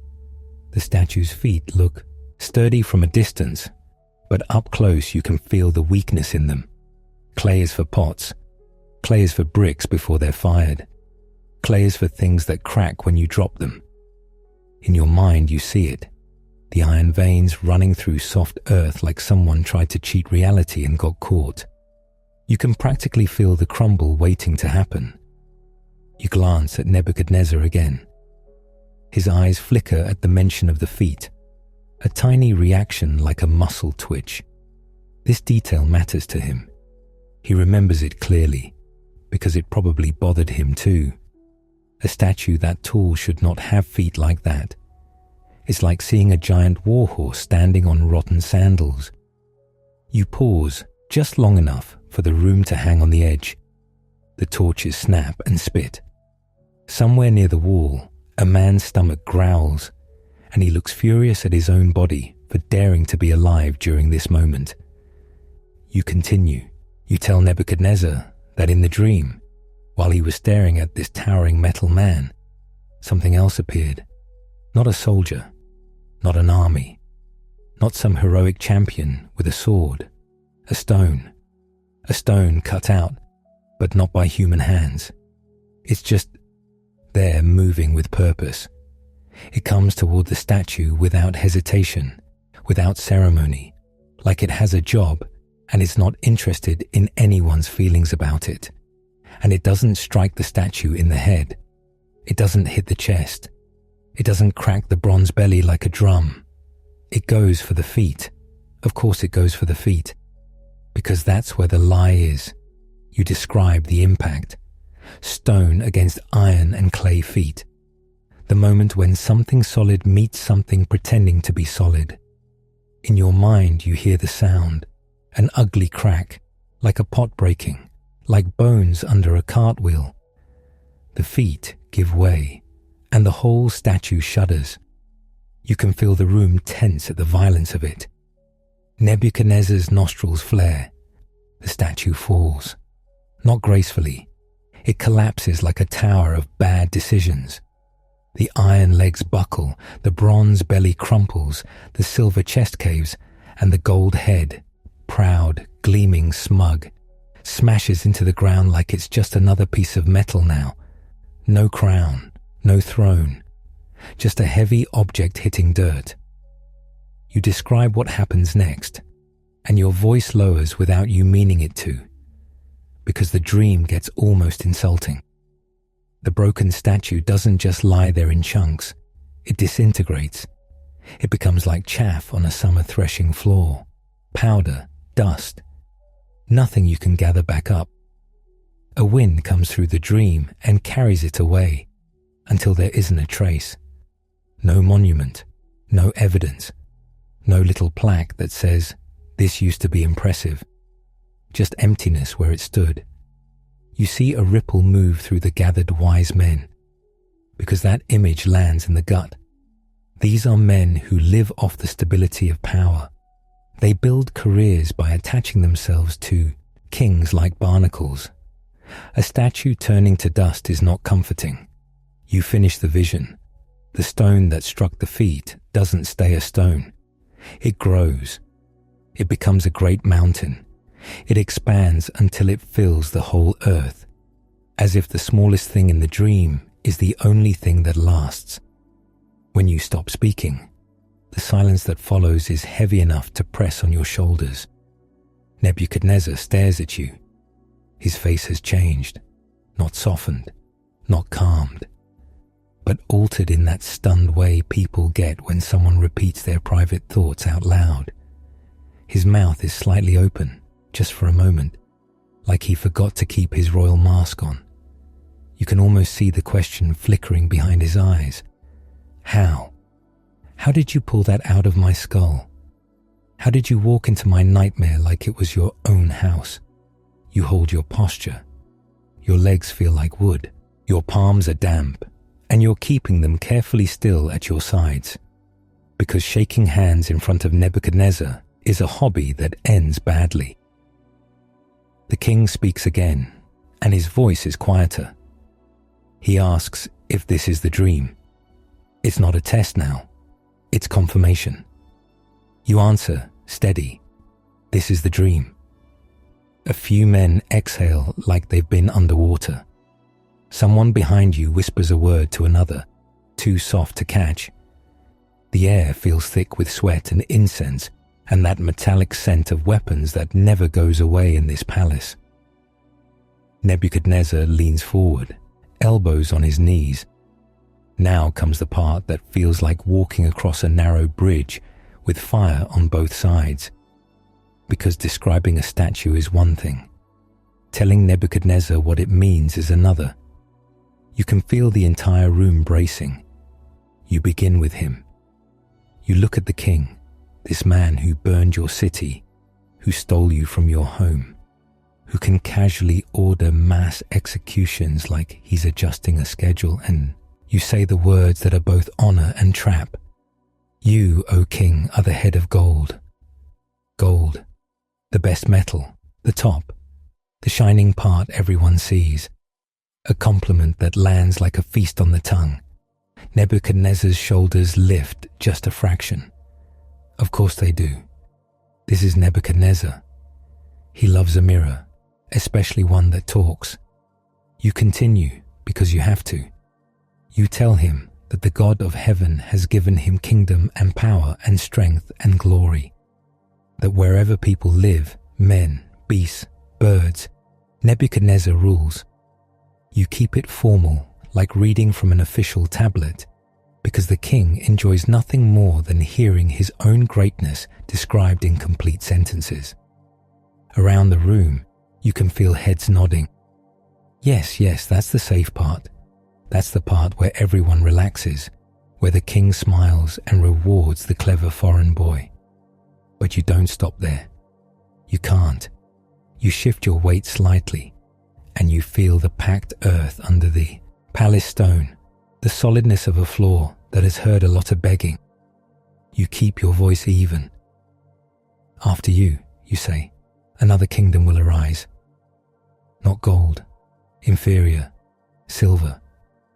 You watch the king's eyes narrow slightly. He doesn't like after you language. Kings don't enjoy reminders that time exists. You explain that after that, a third kingdom of bronze will rule over the earth. You don't dress it up. You don't try to make it sound like a fun future. You simply lay it out like bricks: gold, silver, bronze. Nebuchadnezzar's mouth tightens. This is the ancient equivalent of telling a CEO, "You're amazing, but the company will be acquired and your name will be forgotten." It's an insane thing to say to a man with guards. You can feel one of those guards shift behind a pillar. Leather creaks. A spear tip scrapes stone. You keep going anyway because the interpretation is sitting in you like a weight, and if you don't set it down, it will crush you. You tell him of a fourth kingdom, strong as iron, a kingdom that breaks and crushes everything, iron that shatters, iron that tramples. As you say it, you feel the room grow colder, because everyone in Babylon knows what iron does to flesh. They use it regularly. Nebuchadnezzar's fingers curl around the arm of his chair. He's listening. He's not smiling now. You speak of the feet again, the toes, part iron, part clay. You tell him the kingdom will be divided. It will have some of the strength of iron, but it will be mixed with brittle clay. It will not hold together, even if it tries to bind itself like a patchwork quilt, made of weapons and mud. You choose your words with care. You don't need this to sound like you're mocking anyone. You just need it to be clear. Clay breaks. Iron doesn't blend. Somewhere among the wise men, someone swallows loudly. You hear it. The room is that tense. You tell Nebuchadnezzar they will mingle with one another, but they will not stick together like iron does not mix with clay. You can practically see the image in their minds now. A foot cracking under weight, the whole towering thing falling because the foundation was wrong. Nebuchadnezzar's gaze is locked on you, not angry yet, studying, calculating. His eyes look like a storm held in place. You take the final step, the one that could get you killed if you say it wrong. You speak of the days of those kings. You speak of a kingdom set up by the God of heaven that will never be destroyed. A kingdom that won't be left to another people. A kingdom that will break in pieces all these kingdoms and bring them to an end. But it will stand forever. As the words leave your mouth, you feel their weight hit the room. Because this is not just you will die someday. This is everything you built is temporary. Everything. The gold head, the silver arms, the bronze belly, the iron legs. All of it goes down. You describe the stone again, because the dream insists on it. The stone that struck the statue on its feet. The stone that broke it. The stone that became a mountain and filled the earth. You finish the interpretation with a sentence that is both comfort and threat, depending on who's listening. The dream is certain. The interpretation is sure. You stop. Your lips close, and you realize your mouth hurts from being so dry. Your throat feels scraped raw by smoke and fear. Your heartbeat is slower now, not because you're calm, but because you've already jumped. There's nothing left to hold on to. Nebuchadnezzar doesn't speak right away. He just stares, and you get a long, uncomfortable moment to look at him in detail, because you can't look away. His beard is carefully groomed, oiled and curled. His eyes are bloodshot from a night without rest. His face is the face of a man used to being the biggest thing in any room. You just told him he's a head that can be knocked into dust. His expression is strange, not fury, not laughter. It's the look of someone swallowing a truth they don't enjoy because it tastes like metal. The wise men around you are frozen. A Chaldean elder, the one who spoke earlier about no man being able to do this, looks like he might faint from pure humiliation. Another man's lips move silently, counting, calculating, trying to figure out where he fits in a future made of falling kingdoms. Arioch is still behind you, and you can feel him practically holding his breath. His whole day depends on the king's next decision. You can also feel your friends somewhere back in the invisible crowd, not in this chamber, but close enough in the palace that their lives are tugged by this moment. Hananiah, Mishael, Azariah, your real names, hanging in the balance like fragile jars. Nebuchadnezzar rises. It happens fast enough that several men flinch. A king standing up can mean a reward, a rage, or a command to start cutting. Your muscles tense so hard your shoulders ache.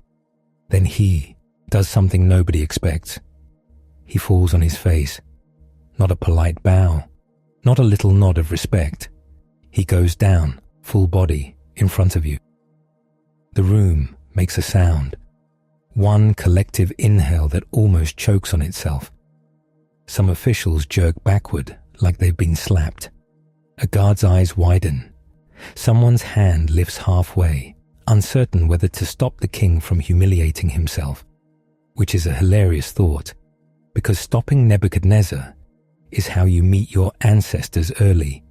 You stand there, stunned, because this is the man who leveled Jerusalem. This is the man who just tried to murder every wise man in his city because of a dream.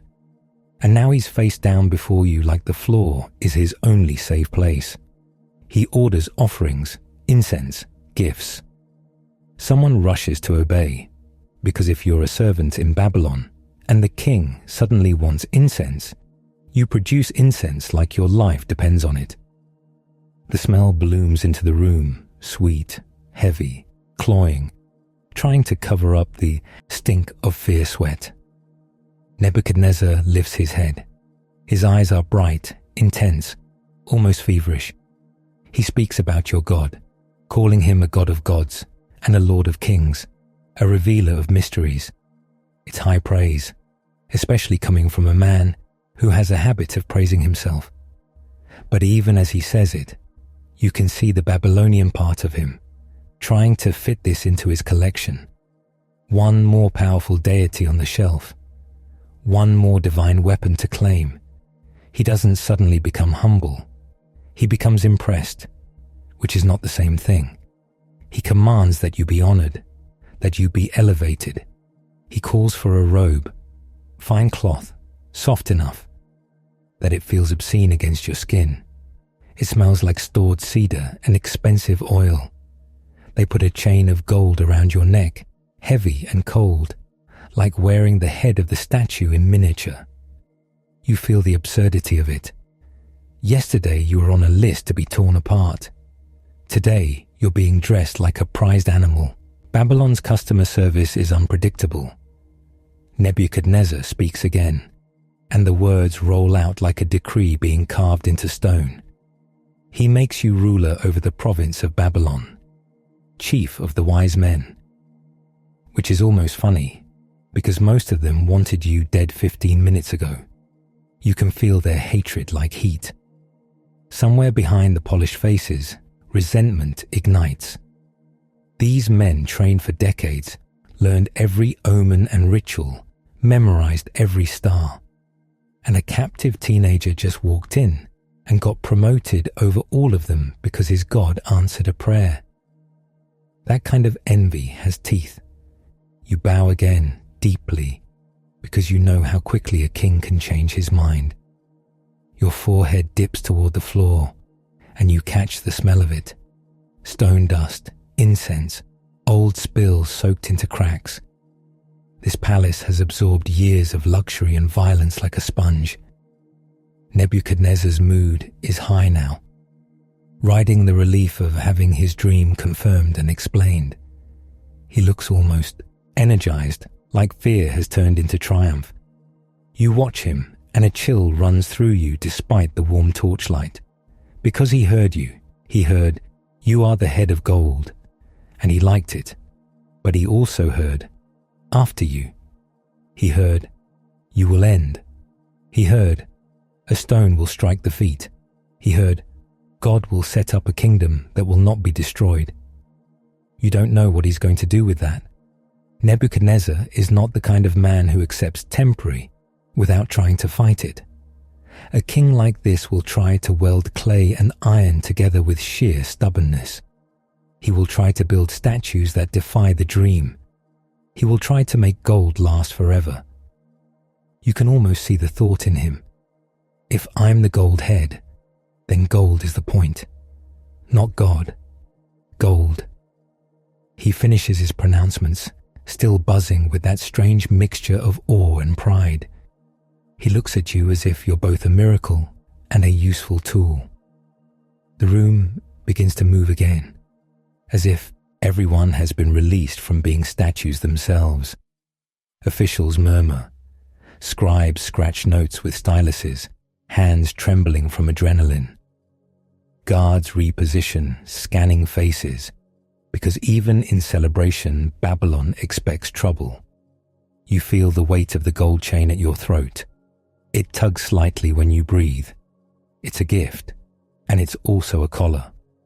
A reminder. You belong to this court now. You live because the king is pleased. For the moment, you speak again, because you're not done. Not with the king, careful, always careful, but with the reality of your friends. You ask that Hananiah, Mishael, and Azariah be appointed over the affairs of Babylon, because you're not going to stand at the top alone while they remain vulnerable in the lower halls. Nebuchadnezzar, still in his generous mood, agrees. He waves it through like it's a small thing. It's not a small thing. It's survival. You feel Arioch exhale somewhere behind you. The relief of a man whose afternoon is no longer filled with dismemberment. His shoulders loosen, and you almost want to laugh, because this is what counts as a good day in Babylon, not having to slaughter a room full of scholars. You're dismissed at last, not thrown out, released. Servants guide you through corridors that suddenly look different. The same glazed bricks, the same carved lions, the same torches breathing smoke into the air. But now people see you and step aside. They bow. Some do it sincerely, impressed by the king's favor. Others do it with stiff resentment, because they've just been reminded that power can pivot on a dream. As you walk, the palace sounds rush back in.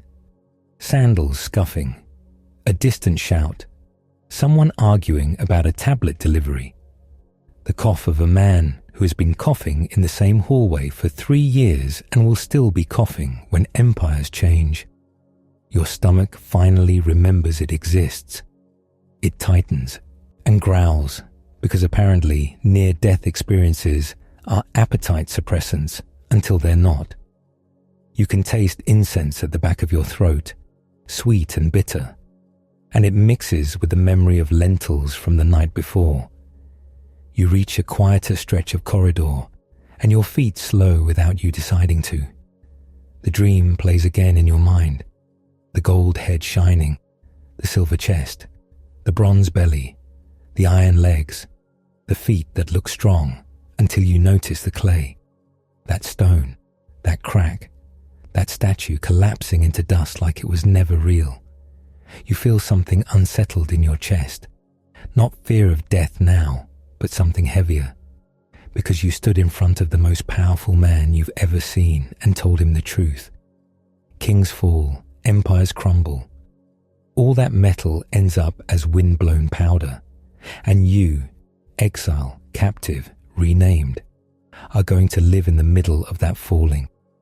You're going to serve in halls where men act eternal, while the ground beneath them quietly disagrees. You step forward again, the gold chain cool against your skin. The palace breathes around you, incense, sweat, oil, smoke, and the faint muddy scent of the Euphrates drifting in from outside. Babylon looks unshakable from within its walls, but you've seen the feet. You've seen the clay hidden under iron, and somewhere in the unseen future, the stone is already moving. Nebuchadnezzar dies, and somehow, you're still here. The next king wants to meet you. You hear it the way you hear everything in this palace, from a breathless servant with cracked lips and a look that says, "Please don't make this complicated." The message arrives folded inside 3 layers of etiquette and 1 layer of panic. Because a king dying in Babylon isn't a peaceful, candlelit moment with soft music. It's a thunderclap. It's doors slamming, sandals running, scribes dropping tablets, priests dragging animals by the legs, and generals suddenly remembering they have urgent business anywhere else. And you, still wearing your foreign face, still carrying your private prayers like contraband, have to stand very still while the whole empire changes its hat. The palace smells different within hours. Less incense, more sweat. Less cedar oil, more cold stew sitting too long in bronze pots. The courtyards fill with that sharp, sour stink of too many bodies waiting, watching, whispering. Everyone keeps their voice low like volume alone could get them executed. You learn fast. Surviving one king is mostly luck. Surviving multiple kings is an art form. It's posture, it's timing, it's knowing when to speak and when to become part of the wall. Because walls don't get beheaded. They just stand there, quiet, useful, unthreatening. And you have become very, very good at being useful.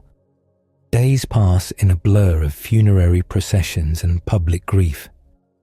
Babylon grieves loudly, professionally, like it's being paid by the whale.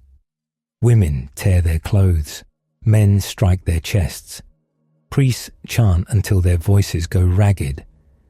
You stand among them, face composed, doing what you've learned to do. Look solemn without looking interested. Your stomach turns once, not from sorrow, but from the smell. Hot bodies, old perfume smoke, animal blood in the gutters mixing with dust into a sticky paste that clings to sandals. The dead king's greatness is praised in the same hall where you once thought you'd die. The same pillars, the same glazed lions staring down with their bright, unblinking eyes. Only the man on the throne is gone, and the throne just sits there, empty.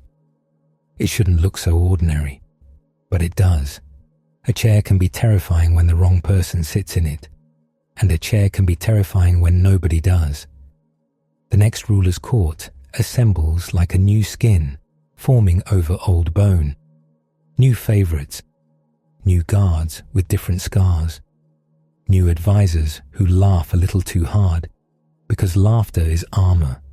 You're brought in with the other useful people, the ones who know how to read the sky, interpret a liver, recite an omen, or pretend convincingly. Your feet cross the familiar stones, and the gold chain at your throat feels heavier than it used to.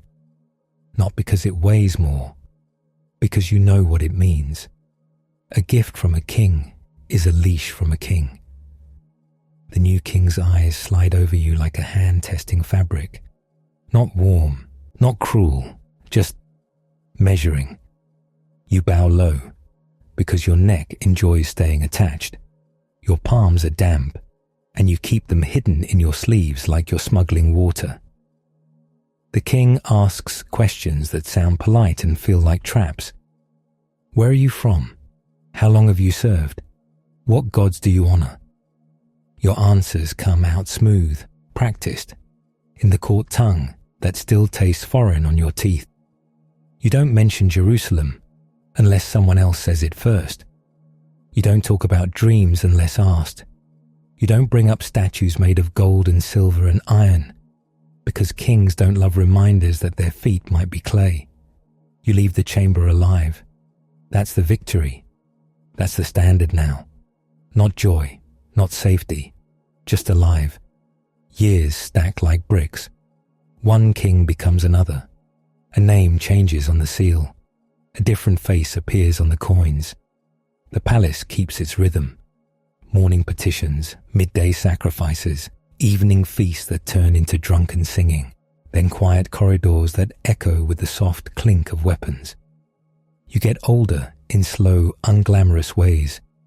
Your knees complain when you kneel. Your back stiffens after long hours standing at attention, while nobles argue about borders and taxes.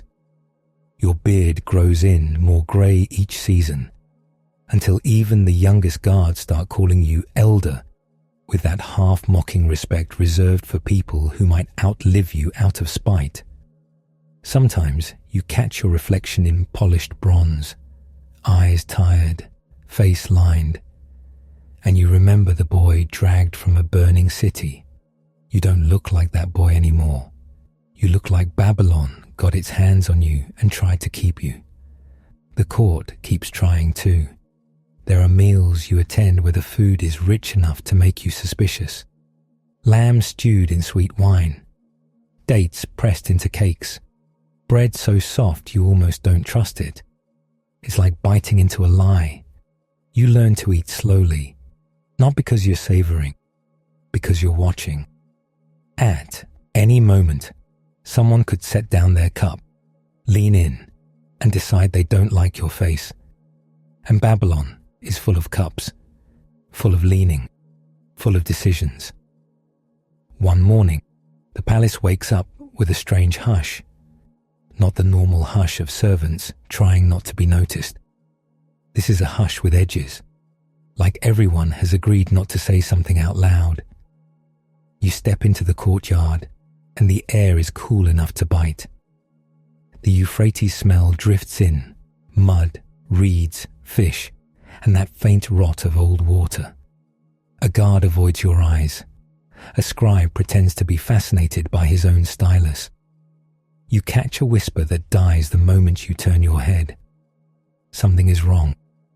It reaches you in pieces because news in a palace travels like a wounded animal. The king has been outside. The king has been shouting. The king has been eating. At first you think it's a rumor, the sort people invent when they're bored and afraid. Then you see him, Nebuchadnezzar, back from the edge of your memory like a storm returning. Wanders the palace grounds with no crown, no robe, no careful presentation. Just a man. Just hair gone wild, beard tangled like a neglected rope, eyes unfocused and bright in the worst way. He's barefoot. His feet are dirty, caked with dried mud and bits of straw, and he is chewing something green, not delicately, not like a noble tasting herbs, like an animal tearing at grass because the stomach demands it. You freeze where you stand, not because you're shocked he can fall, because you're shocked anyone is letting you witness it. Kings don't do humiliation in public. Kings do humiliation to other people. But this is happening in front of guards, officials, servants carrying laundry, and one small boy holding a broom who looks like he's about to drop dead from confusion.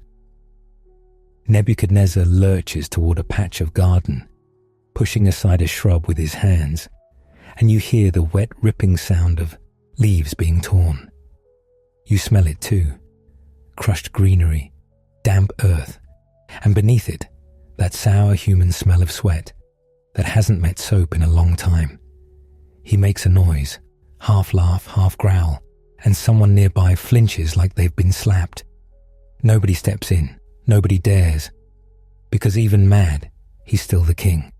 And even mad, he could still order your death with a mouthful of weeds. The palace tries to pretend it's temporary. For a day, they call it exhaustion.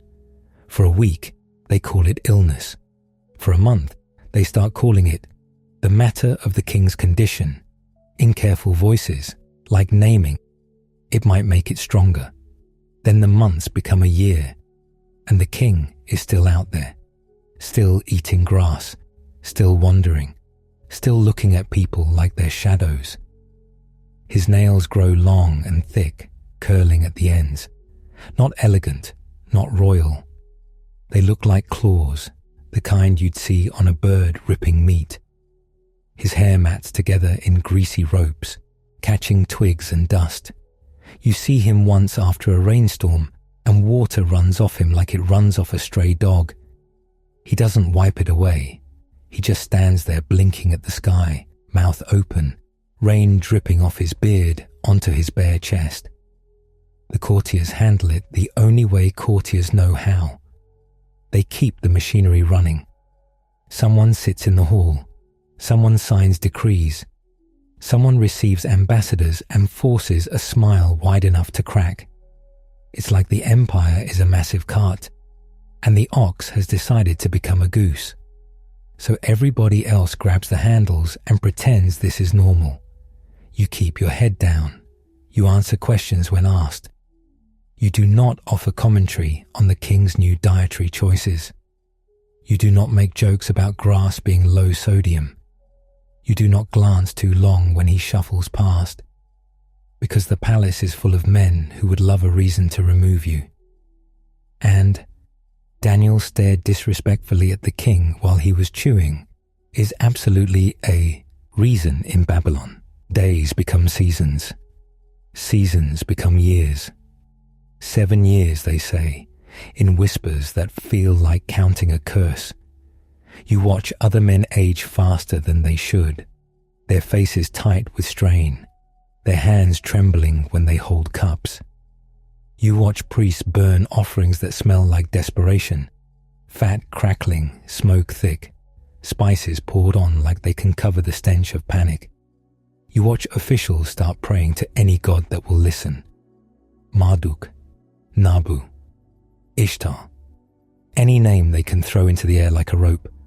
And the entire time, you carry that old dream inside you. Gold head, silver chest, bronze belly, iron legs, feet of iron mixed with clay. It's strange, living long enough to see a king become less than a man. Strange and lonely. Because you can't say, this is what you were warned about, without ending up dead. So you swallow your words and keep walking. One morning, the air feels different. Not cooler, not warmer, just lighter. As if something heavy has finally shifted off the world's chest. Servants move faster. Guards stand straighter. A messenger runs past you so hard his sandals slap the stones, like he's trying to outrun his own fear. You hear the phrase whispered, "The king is himself." You don't believe it until you see it.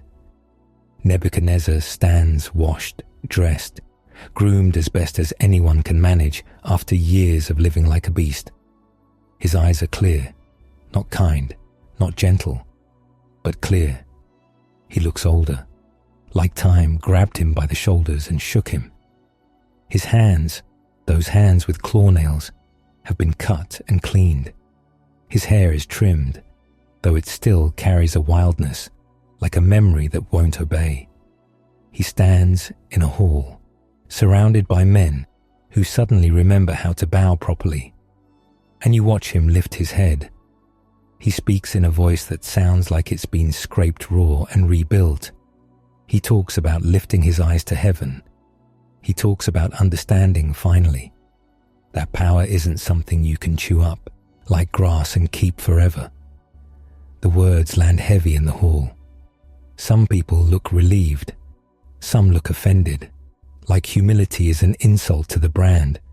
You stand there, face composed, feeling that strange twist in your chest.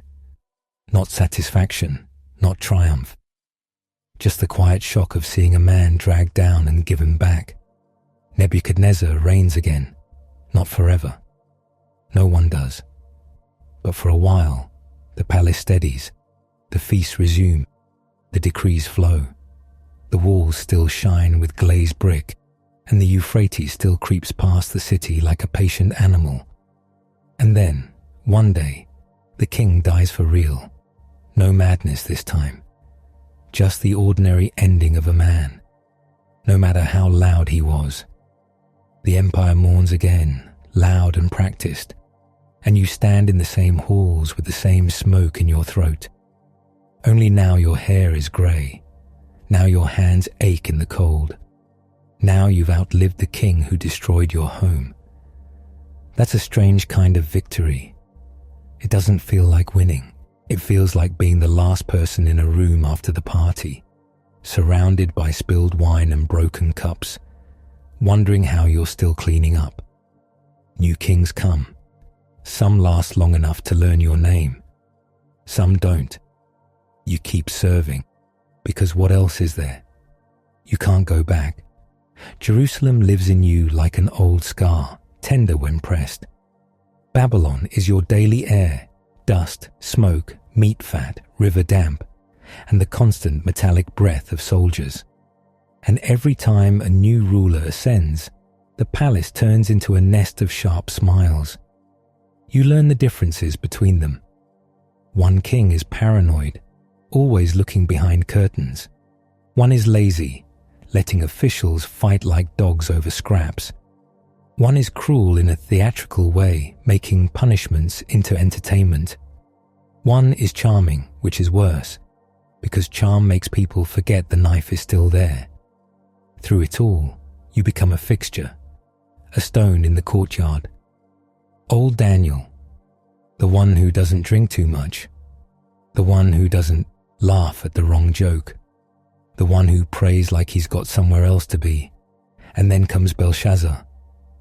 Belshazzar throws a feast like he's trying to drown anxiety in wine.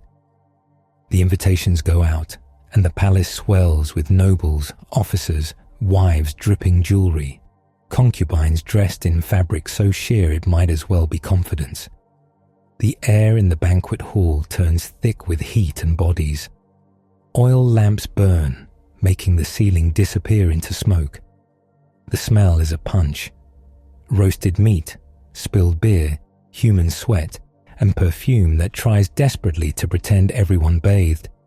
It's loud, louder than it needs to be. It's the kind of loud people make when they're trying not to hear something else.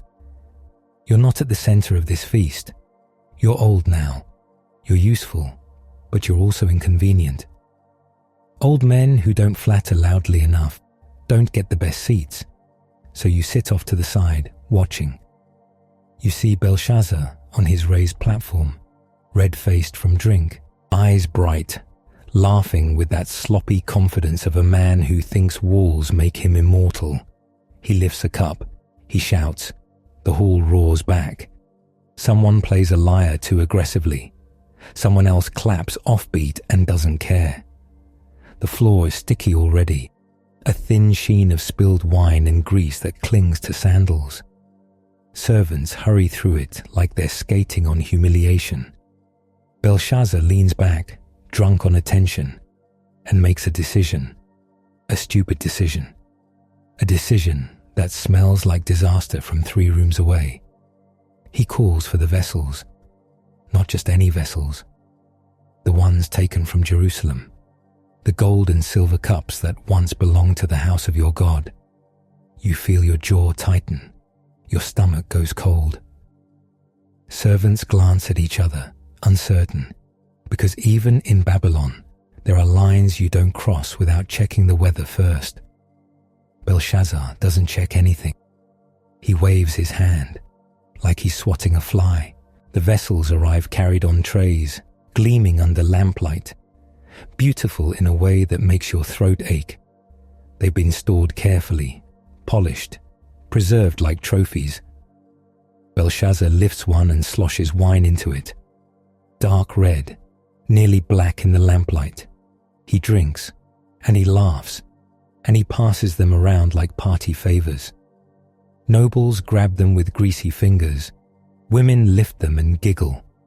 Concubines drink and wipe their mouths with the backs of their hands. Wine drips down gold that once held offerings, and it feels like watching someone spit on a grave.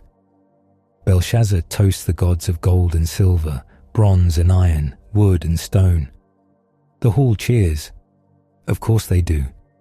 People cheer for whatever keeps them safe in the moment. You sit there feeling very old, feeling very far from home. You don't stand. You don't shout. You don't storm out. You simply watch, because you've learned that outrage is a luxury. Belshazzar raises his cup again, and the air changes. It's subtle at first, a shifting, like a draft sneaking through a sealed door. The lamps flicker. A hush doesn't fall, not immediately, because drunk nobles don't hush on command. But you notice heads turning, eyes narrowing. Someone stops laughing mid-sound like their throat forgot how. On the plaster wall near the lampstand, a shape appears. Not a person, not an animal. A hand, just a hand. No arm attached, no body. A hand writing on the wall like it owns the wall. The fingers move, and the sound is faint but awful. A dry scrape, like a stylus biting into clay, except this is plaster and paint. Letters form, bright against the wall. The hall goes quiet the way a room goes quiet when a blade comes out. Belshazzar's face drains. His mouth opens, and for once nothing clever comes out. His eyes lock on the writing. You see his throat bob as he swallows. His hands begin to shake so hard the wine in his cup trembles. His knees look like they might betray him right there, on his own platform, in front of 1,000 witnesses. He tries to speak. The words stumble out, slurred not from wine now, but from fear. He calls for the wise men. He promises rewards. He promises purple robes, gold chains, high rank. His voice breaks on the promises, because his body knows something his pride doesn't want to admit. Whatever is writing on that wall is not impressed by Belshazzar. The wise men come in and do their little dance. They squint, they whisper, they pretend, they fail. You watch them fail the way you've watched men fail for decades, with a sinking sense of inevitability, because the writing isn't for them. The queen arrives, not fluttering, not drunk, not giggling. She steps into the hall like she's stepping into a mess she's cleaned before.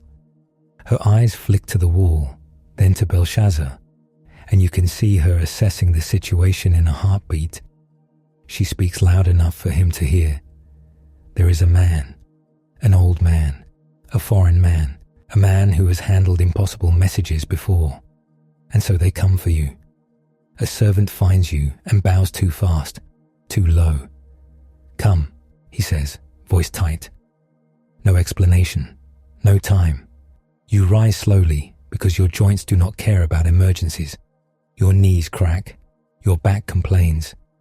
You follow him through corridors that smell of smoke and damp stone. The noise of the feast fades behind you, replaced by the quicker sound of your own breathing. When you enter the hall, the heat hits you like a hand. So many bodies, so much spilled wine, so much fear sweating out of people's skin at once. The wall is still there, the writing still bright. The hand is gone, because it did what it came to do and didn't feel like staying for small talk. Belshazzar stares at you like you're a rope thrown to a drowning man. He offers you gifts again. Purple, gold, rank. His voice tries to sound kingly. It comes out thin. You look at him, this man in the place of power, trembling like a child caught stealing. You've seen this before. Not the floating hand specifically, but the moment when a ruler realizes the universe does not ask permission. You tell him you can keep his gifts, not because you're brave, because you're old, because you've worn the gold chain, because you've watched kings rise and fall like waves. You step closer to the wall, squinting at the letters. You can read it, of course you can. You feel the loneliness of it, like cold water down your spine. Everyone in the room leans towards you, desperate, silent, hanging on your breath. You speak the words out loud. Mene, Mene, Tekel, Parsin. The syllables land with a weight that makes the lamps feel dimmer. You tell Belshazzar what it means. Counted, weighed, divided. His days are numbered. His kingdom has been measured and found lacking. It's going to be handed over. Medes and Persians. You say it calmly, because panic doesn't help, and you've run out of energy for dramatic delivery. Belshazzar's face goes slack. He tries to smile. It's awful. It's the smile of a man trying to negotiate with a door that's already closing. He still orders the gifts, because pride is stubborn, and denial is a strong drink. They drape purple on your shoulders. The fabric smells like old dye and sweat because it has been worn before. They hang gold around your neck again. Heavy, cold, familiar.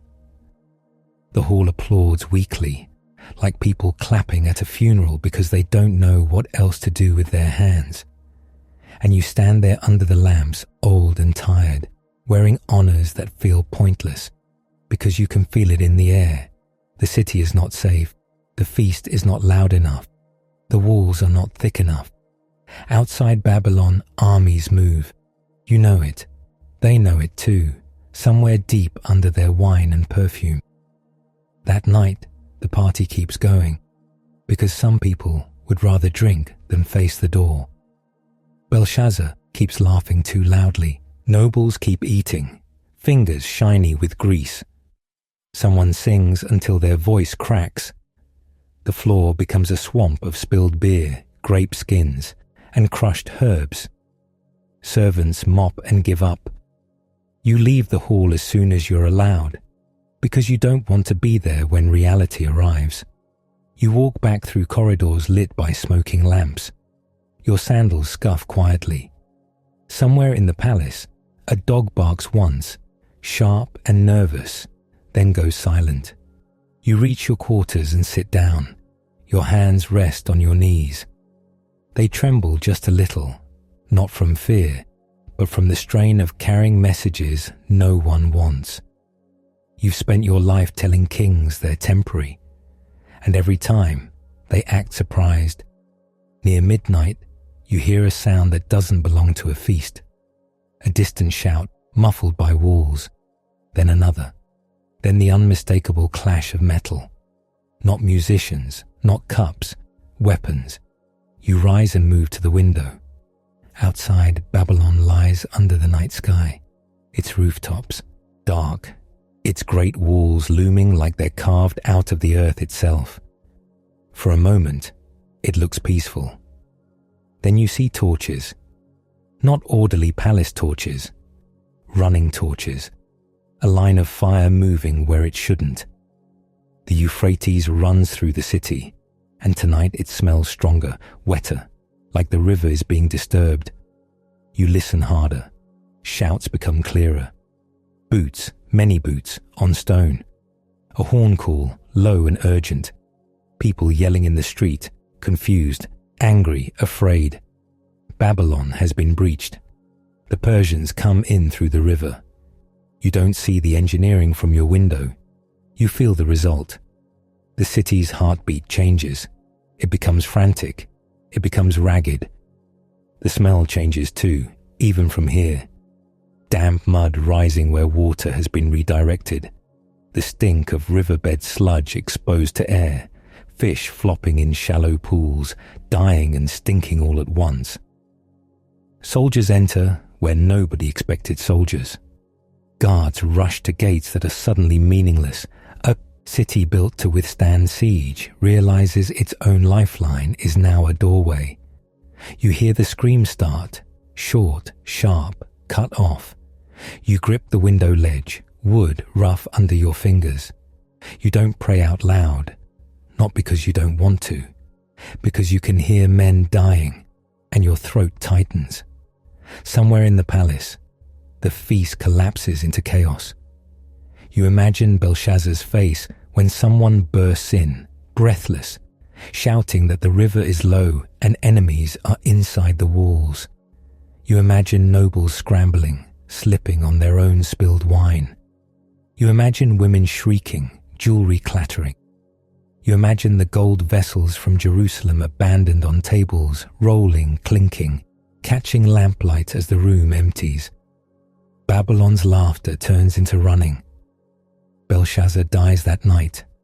The news reaches you not with ceremony, but with a servant's sob and a guard's grim look. The king is dead. The city has changed hands. The hall with the writing on the wall is probably still sticky with wine.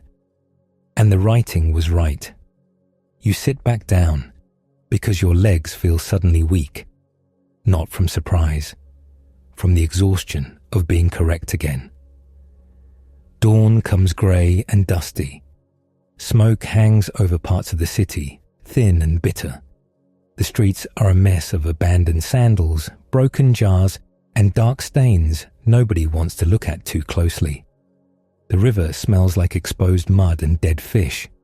People peek from doorways like frightened animals.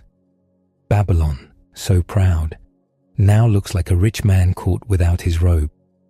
Persian soldiers stand at intersections, calmer than you'd expect. Disciplined. They don't swagger like Babylon's men.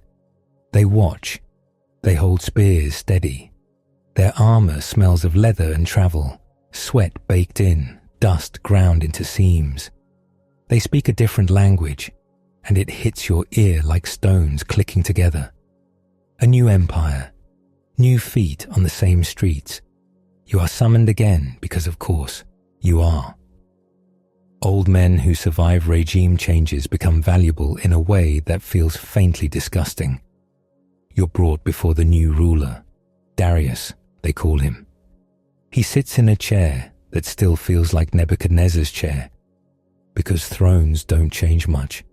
They just get new bodies. Darius looks at you with sharp eyes, not drunk, not theatrical. He asks questions, your name, your role, your skills. You answer in the calm court voice you've used for decades. Inside you feel the strange stretch of time. A boy from Jerusalem, a man in Babylon, an old exile now standing under Persian authority, still breathing. Darius listens. He nods. He does not smile, but he does something almost as dangerous. He approves. You are given a position again. Not because anyone loves you, because you know how this city works, because you've already survived its collapses. Walking back through the palace afterward feels surreal. The same glazed bricks, the same carved lions, but the guards wear different clothes. The accents are different. The jokes are different. Even the way they spit is different. Your footsteps echo in corridors that have heard 4 kings' worth of threats, and you keep walking, because walking is what you do.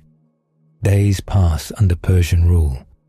The city settles into its new shape, like a broken bone set and bound. Markets reopen. Bread bakes again.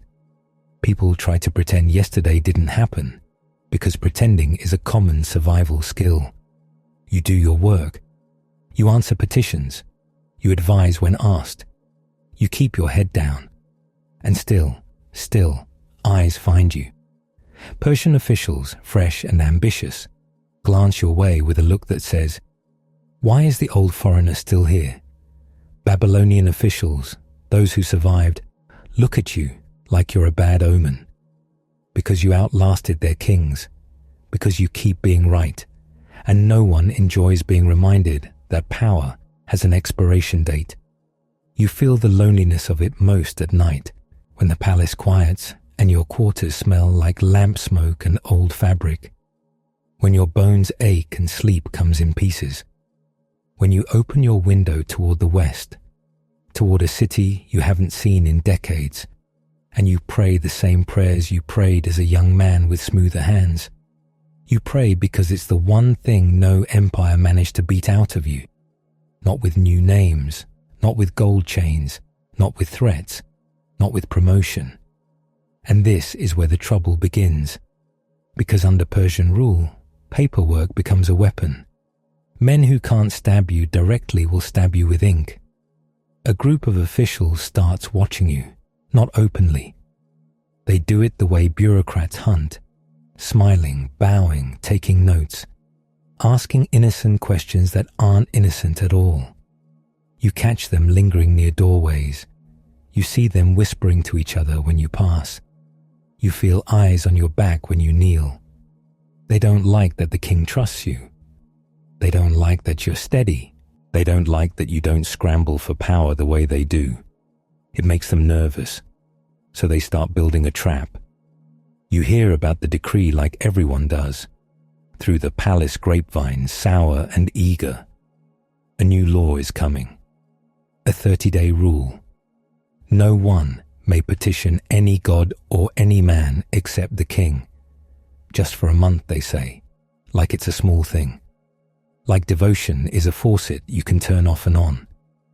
You stand in a corridor when the announcement goes out, listening as a herald reads it in a formal voice.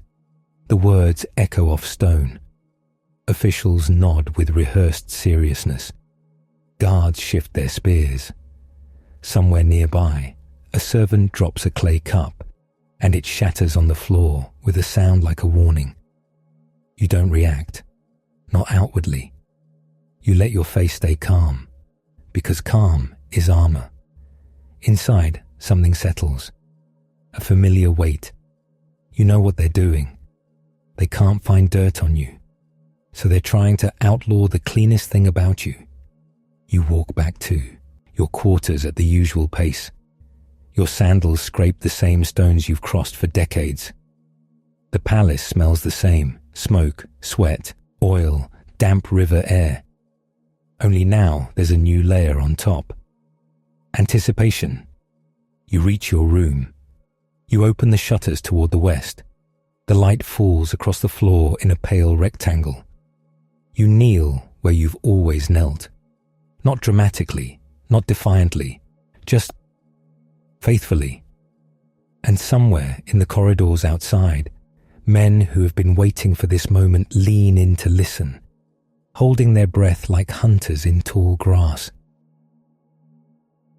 You stay on your knees, palms open, eyes lowered, like you've done 1,000 times. Your room is quiet, except for the small noises an old building makes when it cools. Wood shifting, plaster ticking, a distant drip that never gets fixed. Outside your door, the corridor holds its breath. You don't even turn your head toward it. You pray anyway, because you're 80-something, and you're not about to start letting jealous men with clipboards tell you when to speak to your God.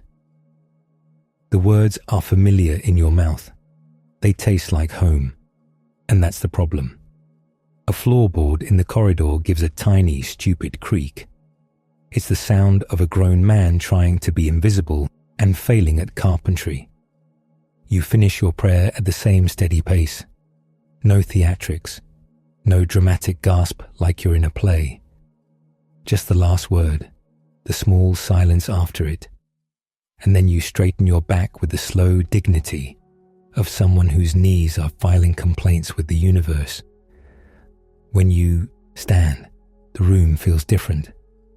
Not spiritually, practically, like meat left out too long. You wash your hands from a clay jug, the water cool and faintly gritty, and you can already feel the palace gears turning, because men like that, they live for this. They've been waiting for you to do something normal, so they can call it illegal. You step out later into the corridor, and it's all very polite. Smiles that don't reach eyes, bows that look respectful, until you notice how quickly they happen, like they're checking a box. One official in a clean robe, too clean, like he doesn't do any work that involves actual dirt, drifts into your path. "Peace to you," he says, voice sweet as date syrup. His breath smells like onions he tried to hide with mint. You nod. "Peace." His eyes flick toward your door, then back to your face. "Did you petition someone this morning?" He says it like he's asking if you saw a nice bird. The men behind him stand a little too, straight, hands folded, waiting. You can feel their excitement buzzing under their skin. They're about to be the heroes of their own paperwork. "Yes," you say. You don't give him extra words to chew on. The sweetness drops out of his expression so fast, it's almost impressive. He turns slightly to the others, like a man presenting a rare specimen. You can almost hear them mentally stamping a clay seal. Caught him. "Then you know the decree," he says. And now his voice has that official tone. That tone that means, I'm not a person anymore. I'm a policy with legs. You nod again. "I heard it." He leans in, eyes bright. And you still did it. It's not a question. It's a little celebration, a small party in his mouth. You look at him, this grown man thrilled to have trapped an old exile, and you feel something close to tired amusement. You've survived 4 kings. You've watched empires drop like cracked jars. And this is what might take you out. A 30-day rule invented by men who can't stand that the king likes you. You don't argue in the corridor. Arguing is for people who think the system wants truth. These men want to win, so you let them have their moment. They escort you through the palace, and everyone pretends not to stare. Servants glance up and then instantly look away, because eye contact is how you get promoted into disaster. A guard shifts his spear from one hand to the other. The iron tip catches light and looks newly sharpened. Your sandals scrape stone. Your mouth is dry. Somewhere, someone is frying meat, and the smell, hot fat and cumin, slides through the air like an insult. The king's chamber waits ahead, cool and shadowed, heavy curtains holding back the sun. You're brought in, and Darius is there on his seat, upright, composed, looking like a man who expects the world to behave. His eyes land on you and soften in that brief way they do when he sees you. That's the entire tragedy. If he hated you, this would be simple. The officials bow and begin speaking all at once, a practiced chorus of outrage. They keep saying the decree's words like they're sacred. No one can petition any god or any man for 30 days except the king. They say it with such devotion, you'd think they wrote it on their own hearts. Darius's brow tightens. He lifts a hand, and the room quiets. "What is this?" he asks, and his voice is controlled, but there's a crack of annoyance in it. One official steps forward, face solemn. "Daniel," he says, and he drags your name out like he's savoring it. "Has not regarded you, O king." Not regarded, as if you tripped him in the hallway. He continues to make his petition 3 times a day. 3 times. They love that detail. It makes it sound like you're running a scheduled rebellion. Darius looks at you, and for a moment you see the calculation in his eyes. Not cruelty, not glee, just the sick realization of a man remembering his own signature. He glances at the officials. His jaw tightens. He knows exactly what they've done. He says nothing at first, and the silence swells until it becomes uncomfortable. Then Darius shifts forward, voice lower. "Is it true?" he asks you. The room leans toward you. You can feel their hunger. This is the moment they've been rehearsing in their heads. You could lie. You could invent a story. You could say you were simply stretching and your knees accidentally fell toward Jerusalem. But your life has been long, and your patience for nonsense has gotten short. "It is," you say. You keep your voice calm. Your chest feels steady, almost oddly so. The officials practically vibrate with delight. Darius's eyes narrow, not at you, but at the trap. He leans back, and the chair creaks under him. He looks suddenly older, not in years, in weight. He tries to find a way around it.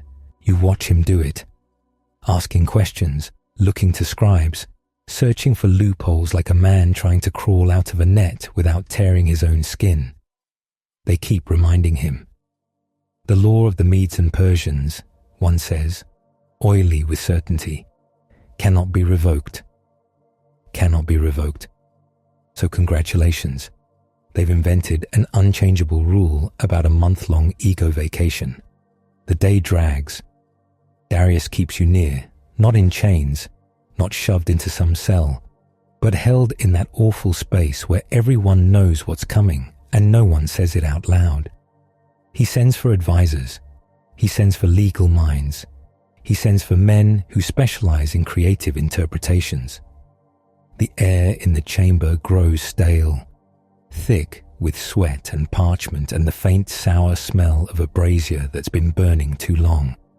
Officials hover like flies around fruit. They don't leave. They don't blink. They're terrified the king will find mercy. Evening creeps in, and the light changes color. Torches are lit, and smoke begins its slow, familiar climb toward the ceiling. Darius's face is tight. He looks at you again. There's something almost pleading in his expression, like he wants you to give him an excuse, a way out. But you've already given your answer, and you've lived long enough to know that some men only learn the cost of their own pride when it lands on someone else's body. Finally, Darius stands. The room stills. He speaks the order like it tastes bad. You are to be thrown into the lion's den. The officials exhale in relief, and it's disgusting. They don't even try to hide it. They've won. Not because they were wise, because they were petty and persistent. Darius turns toward you, and his voice drops. "May your God," he says, and there's urgency in it now, a rawness that doesn't belong in a throne room, deliver you. It's not a performance. It's a man hoping he didn't just sign his own guilt into the world. They lead you out. The palace, at night, is a different creature. Less gold, more shadow. The corridors feel colder, the stones sweating faint dampness from the river air. Torches spit and crackle, throwing jittery light across carved walls. Lions in glazed brick, lions in relief, lions everywhere. Babylon loved lions as decoration. Persia has decided you need to meet the real thing. You've survived kings and empires.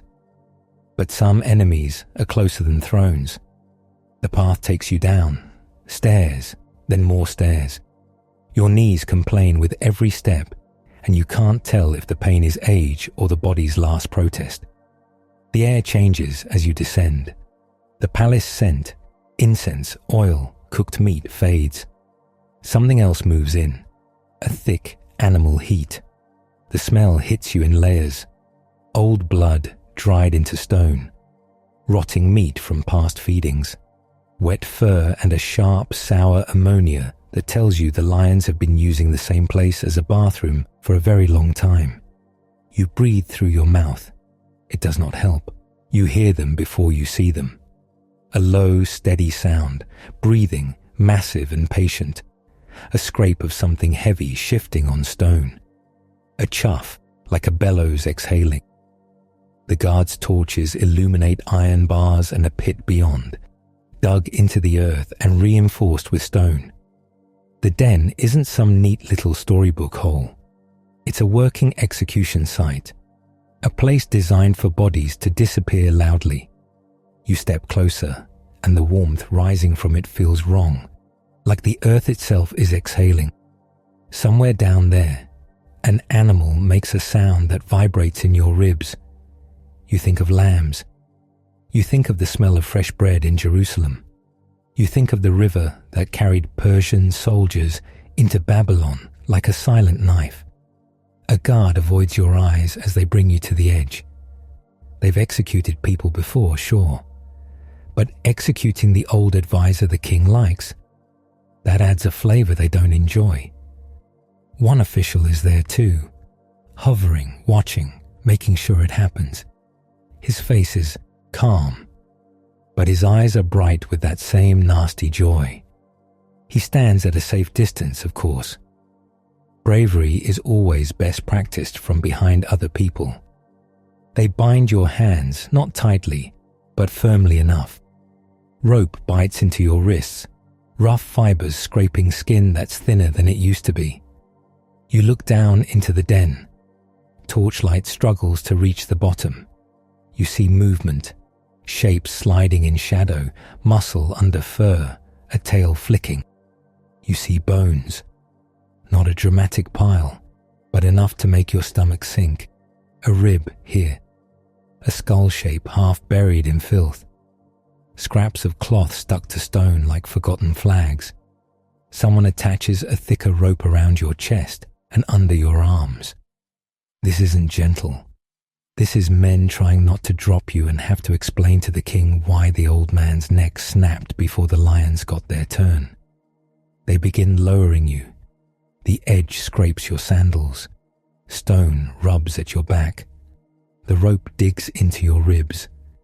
Your stomach rises into your throat, that helpless floating feeling as the ground slides away.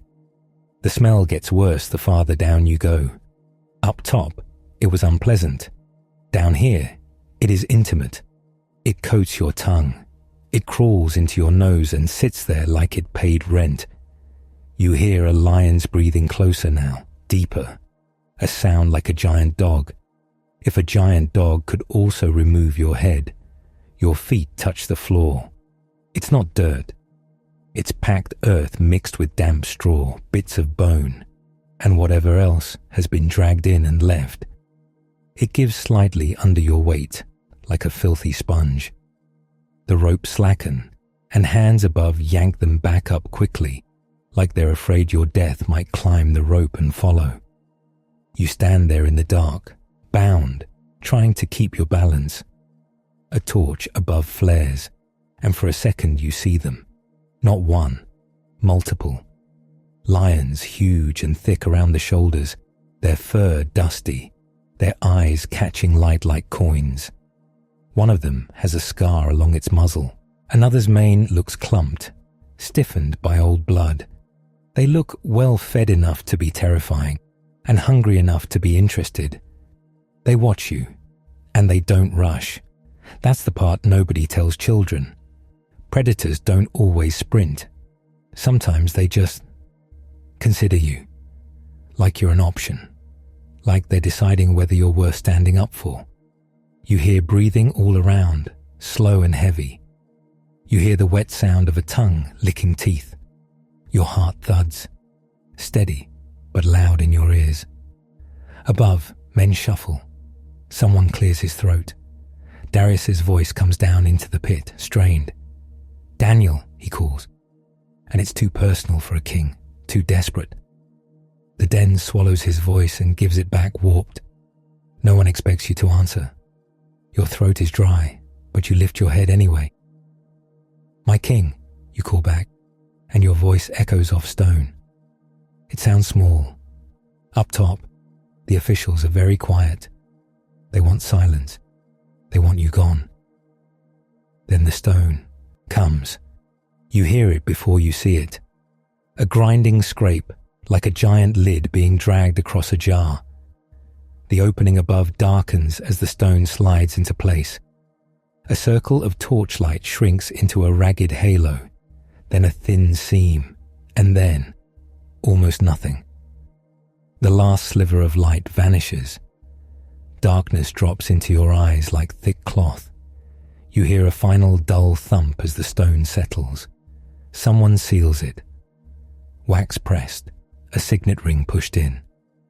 The sound is faint from down here, but you can picture it perfectly. A bureaucratic kiss on your grave. The footsteps above retreat. Torches move away. Voices fade. And then there is only the den. The air is warm and stale. It tastes of animal breath and old iron. You stand still because sudden movement feels like an invitation. A lion shifts nearby, and you feel the vibration through the ground. Your palms are damp. The rope on your wrists is already uncomfortable, but you can't do anything about it. Your eyes adjust slowly, but there isn't much to adjust to. There's a faint glow from somewhere. Maybe a small vent. Maybe moonlight sneaking through a crack. Enough to show shapes. Enough to make shadows into threats. A lion steps closer. You hear paws on damp earth, soft but heavy. It stops near you. You can smell it now, hot and alive. Fur, meat, saliva, and the sharp tang of a mouth that has eaten things. You can hear its breathing inches away. A low rumble in its chest, not quite a growl. More like a warning that it is aware of what it is. You don't speak to it. You don't lecture it. You don't call it Kitty, because you are not suicidal in a whimsical way. You just stand there, and the night stretches. Time gets strange in a place like this. Up above, people measure hours with lamps and schedules. Down here, time becomes a series of sounds. Breathing, a claw scraping stone, a tail flicking through straw, a wet cough. At some point, a lion lies down. You hear the exhale as it settles, a long sigh like it's getting comfortable. Another shifts farther away. You realize with a kind of stunned disbelief that they're not attacking, not even testing you with a paw. They're simply present. You can't relax. Your body refuses. Every muscle stays wound tight, waiting for the moment when patience runs out and teeth decide. Your legs begin to ache from standing. You try to lower yourself slowly, inch by inch, careful not to trigger anything. The ground is damp. The straw sticks to your robe. Something crawls against your ankle, an insect, a beetle, maybe something worse. This place has a whole ecosystem. You sit, bound hands awkward in your lap, and you keep your breathing quiet. The lions keep breathing too. One of them snores. It's not cute. It's a deep, rattling sound that makes you picture a boulder rolling in a cave. You stare into darkness and think of the absurdity of it all. 80 years old, survived conquest, re-education, royal madness, party ruins, and regime change. And now you're in a pit because a group of officials got jealous and decided prayer was a professional threat. You almost laugh, and the sound dies in your throat. You don't want to make any noises that sound like weakness or like pray. You whisper a prayer anyway, barely moving your lips. The words come out soft, and the lions do not react. Another hour or 10 passes. Your shoulders burn. Your wrists ache from the rope. Your mouth tastes like den. At one point, you hear a lion tearing at something. A wet rib, a crunch. You freeze, every nerve lighting up. But the sound is distant, and you realize it's chewing on an old bone. Not on you. The den has leftovers. The den has history. The den has a smell that will cling to you for days if you ever leave. The darkness feels physical, like it's pressing against your face. Your eyelids grow heavy, not because you're comfortable, but because the body eventually demands some kind of rest. Your head tilts forward, then jerks up again when a lion shifts. You doze in slivers, half sleep, half listening. The lions remain. Their presence fills the space like heat. At some point, the air changes slightly, cooler, a faint draft, a sense that the night is moving toward morning. You hear birds above, muffled through stone, distant, chirping like they have no idea what's happening under their feet. The lions stir, a low chorus of movement, stretching, shaking fur, paws stepping in slow circles. One comes near you again. You smell its breath, sour and warm. It sniffs. You hold still so hard your muscles tremble. It huffs, a short burst of air against your cheek, and then, unbelievably, it turns away. You stay seated, shaking now, not from cold, but from the strain of holding yourself together for an entire night. Your throat feels scraped raw. Your back is stiff. Your legs feel like wood. Above, there's sound. Footsteps. Many footsteps. Voices, urgent.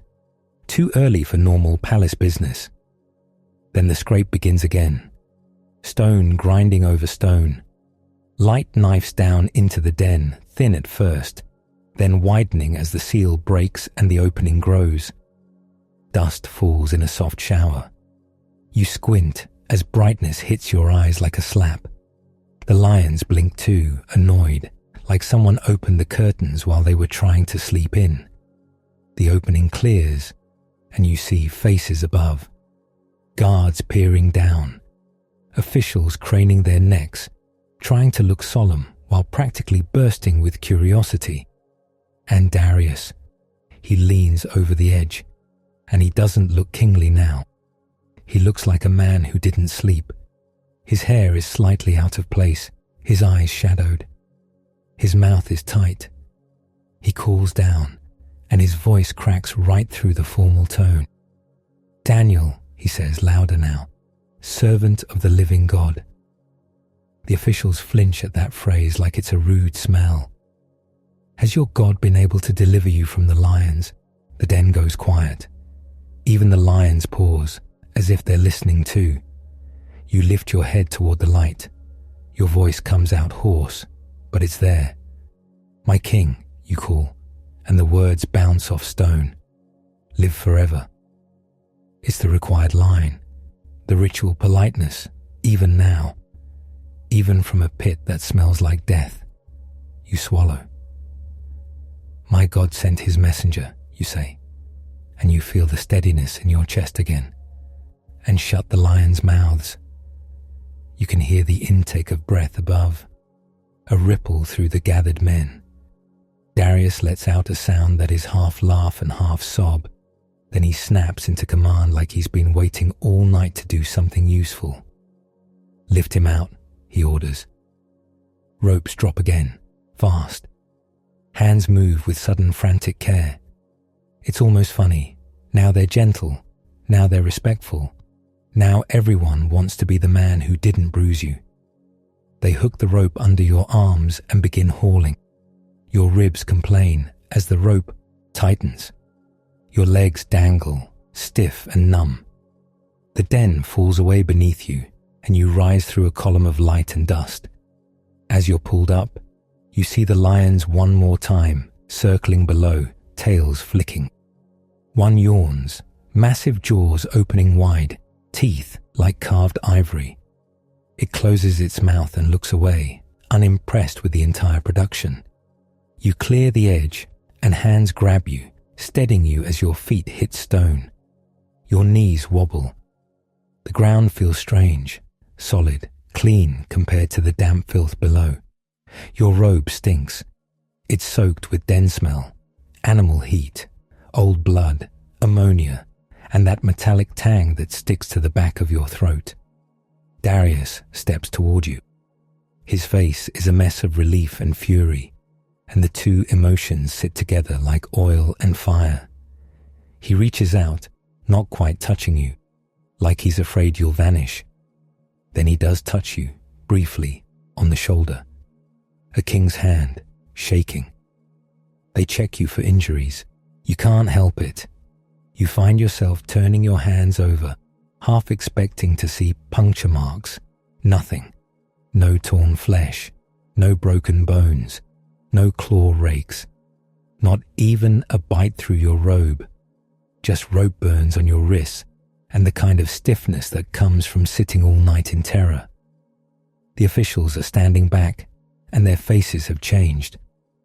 They look like men who just watched their plan crawl out of the grave and shake itself dry.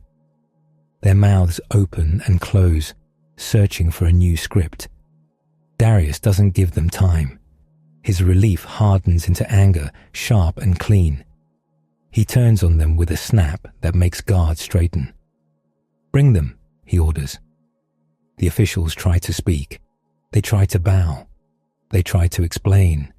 Because men like this always think there's a sentence that will make consequences disappear. Darius doesn't listen. The air around him feels dangerous now.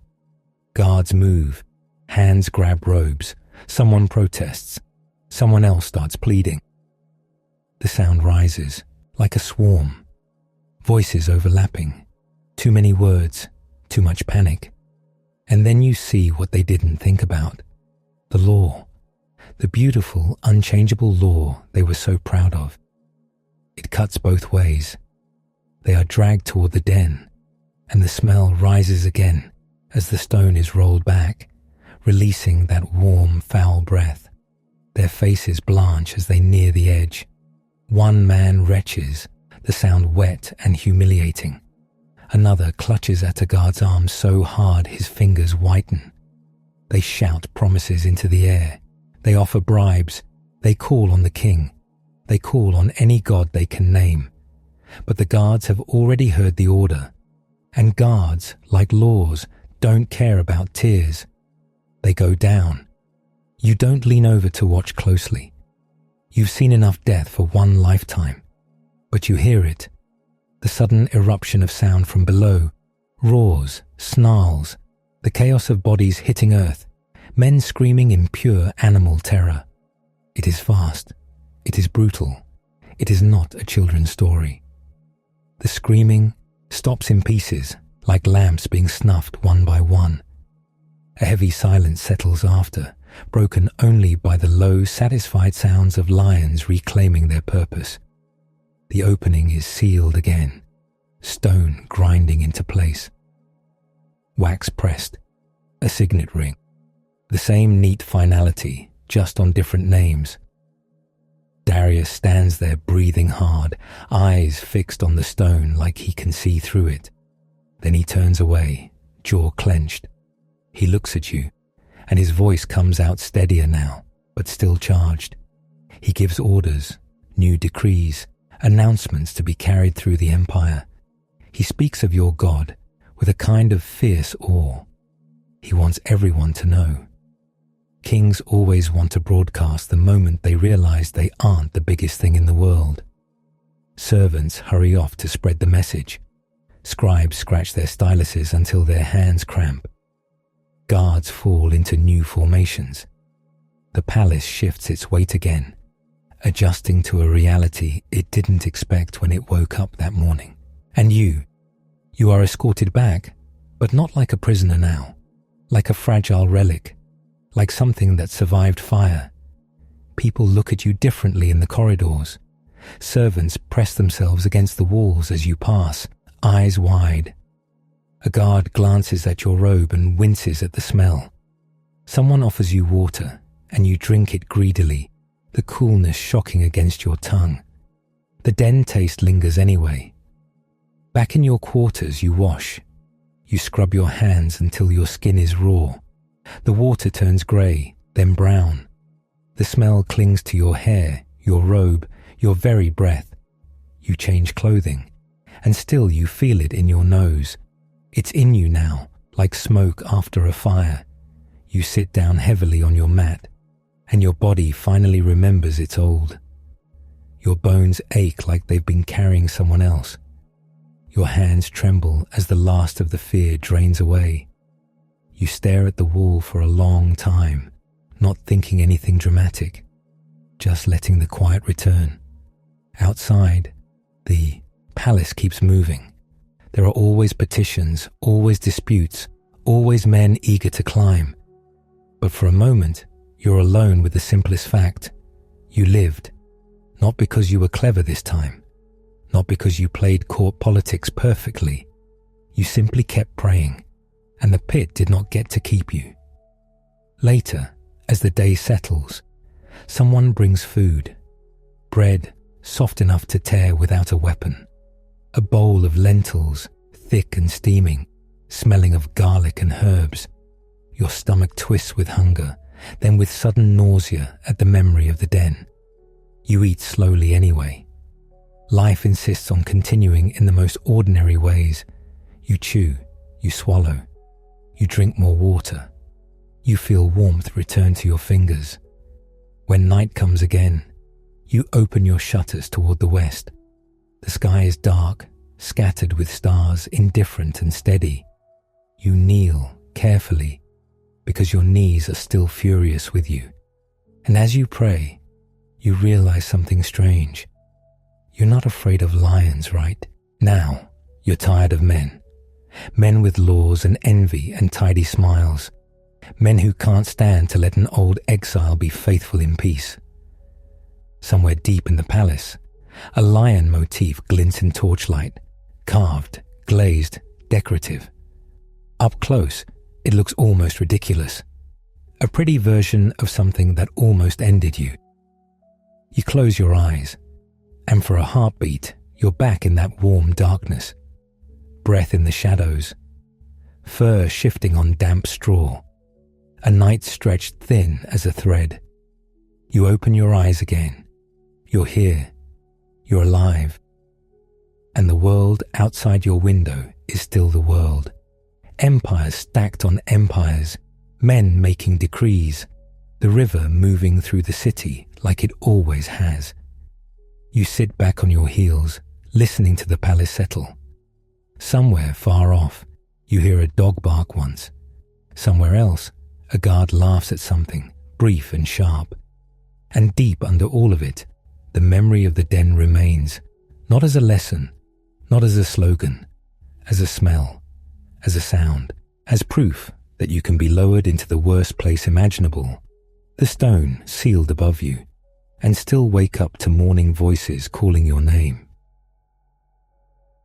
You make it through the lions, you make it through the officials, you make it through the king's emotional breakdown in public, and you still can't get the smell out of your nose. 3 days pass, and your wrists are scabbed where the rope bit you. Your joints creak like a cheap cart. People keep looking at you like you're a walking omen, which is flattering in the worst possible way. Servants bring water. You wash your hands again. You wash your hands like you're trying to scrub off the memory of warm breath in the dark. The palace returns to its favorite hobby, pretending nothing happened. Clerks shuffle tablets, messengers run. Guards yawn and lean on spears like the whole empire isn't held together by anxiety and paperwork. You go back to your window at the set times, because that's what you do. You kneel, careful, because your knees are still threatening to quit. You pray toward a city you haven't touched in decades. That should be the end of the excitement. It isn't. You interpreted everyone else's dreams. Now you're having your own, and they're worse. That night, sleep grabs you the way a wave grabs a tired swimmer. Not gentle, not kind, just sudden darkness, and your body dropping like a stone. At first, it feels normal. Your mat under you, the hush of the building settling. Then the air changes. You're standing somewhere that isn't your room.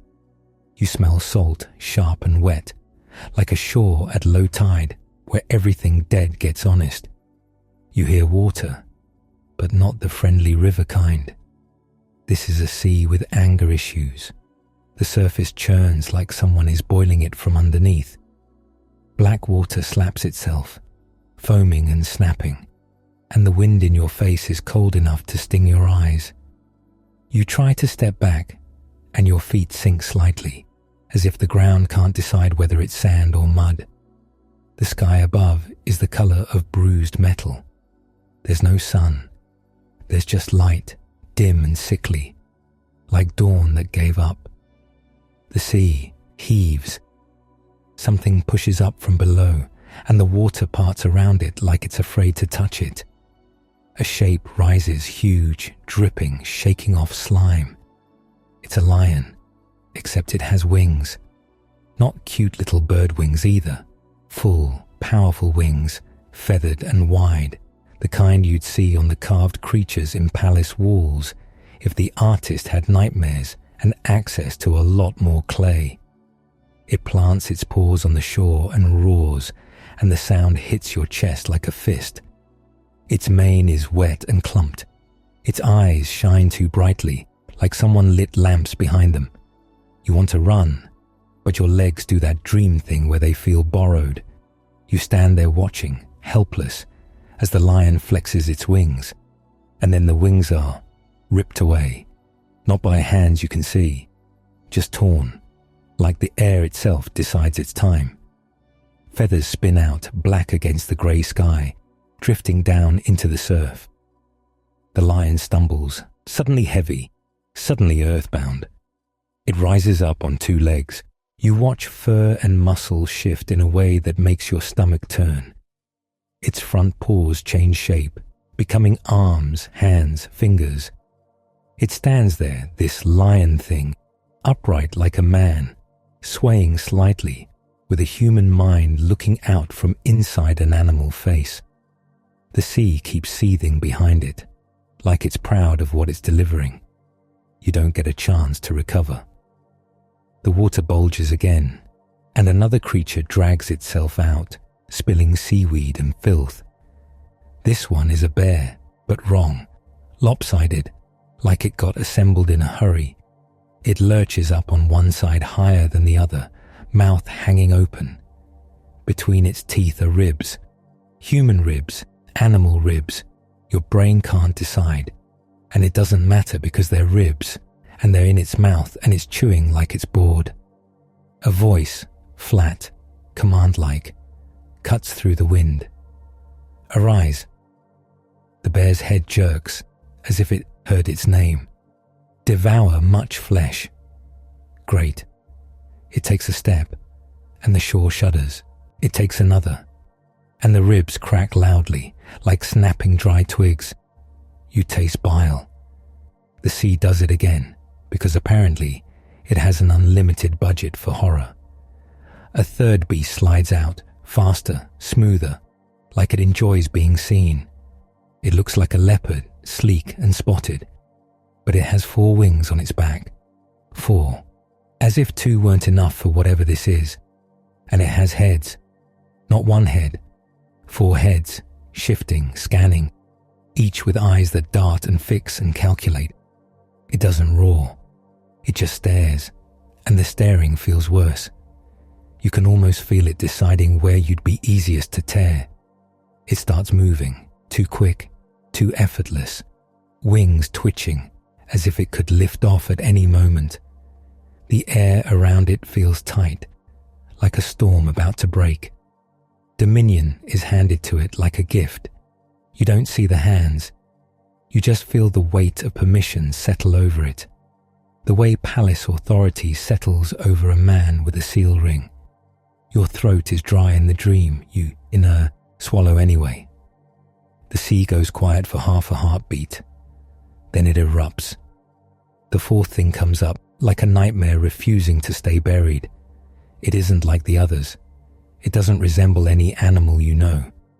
It's huge, broad, low to the ground, all muscle and angles and hunger. Its hide looks like wet iron. It drips black water that steams slightly when it hits the shore. Its mouth opens and you see teeth, iron teeth. Not sharp teeth like iron, but teeth that look forged, hard, metallic, too straight, too many. It chomps once, and the sound is a grind, like a mill chewing stone. It devours and breaks and tramples whatever is left. There's no elegance in it, no symbolism your dreaming brain can prettify. It's violence with legs. Its feet hit the ground, and it doesn't just kill, it crushes. You look at its head, because the head is where you look when you want to understand the threat. It has horns, 10 horns, jutting out like crowns made of bone. They're arranged with sickening confidence, like this thing thinks it's finished evolving. While you stare, one more horn starts to push through.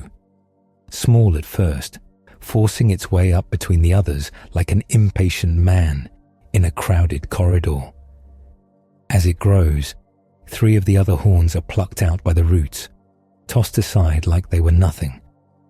The little horn rises, and you feel your skin prickle. Because it has eyes. Human eyes. Wet, intelligent eyes that blink and focus and look straight at you, even though you're just standing on the shore like a useless witness. Its mouth moves and words spill out. Boasts.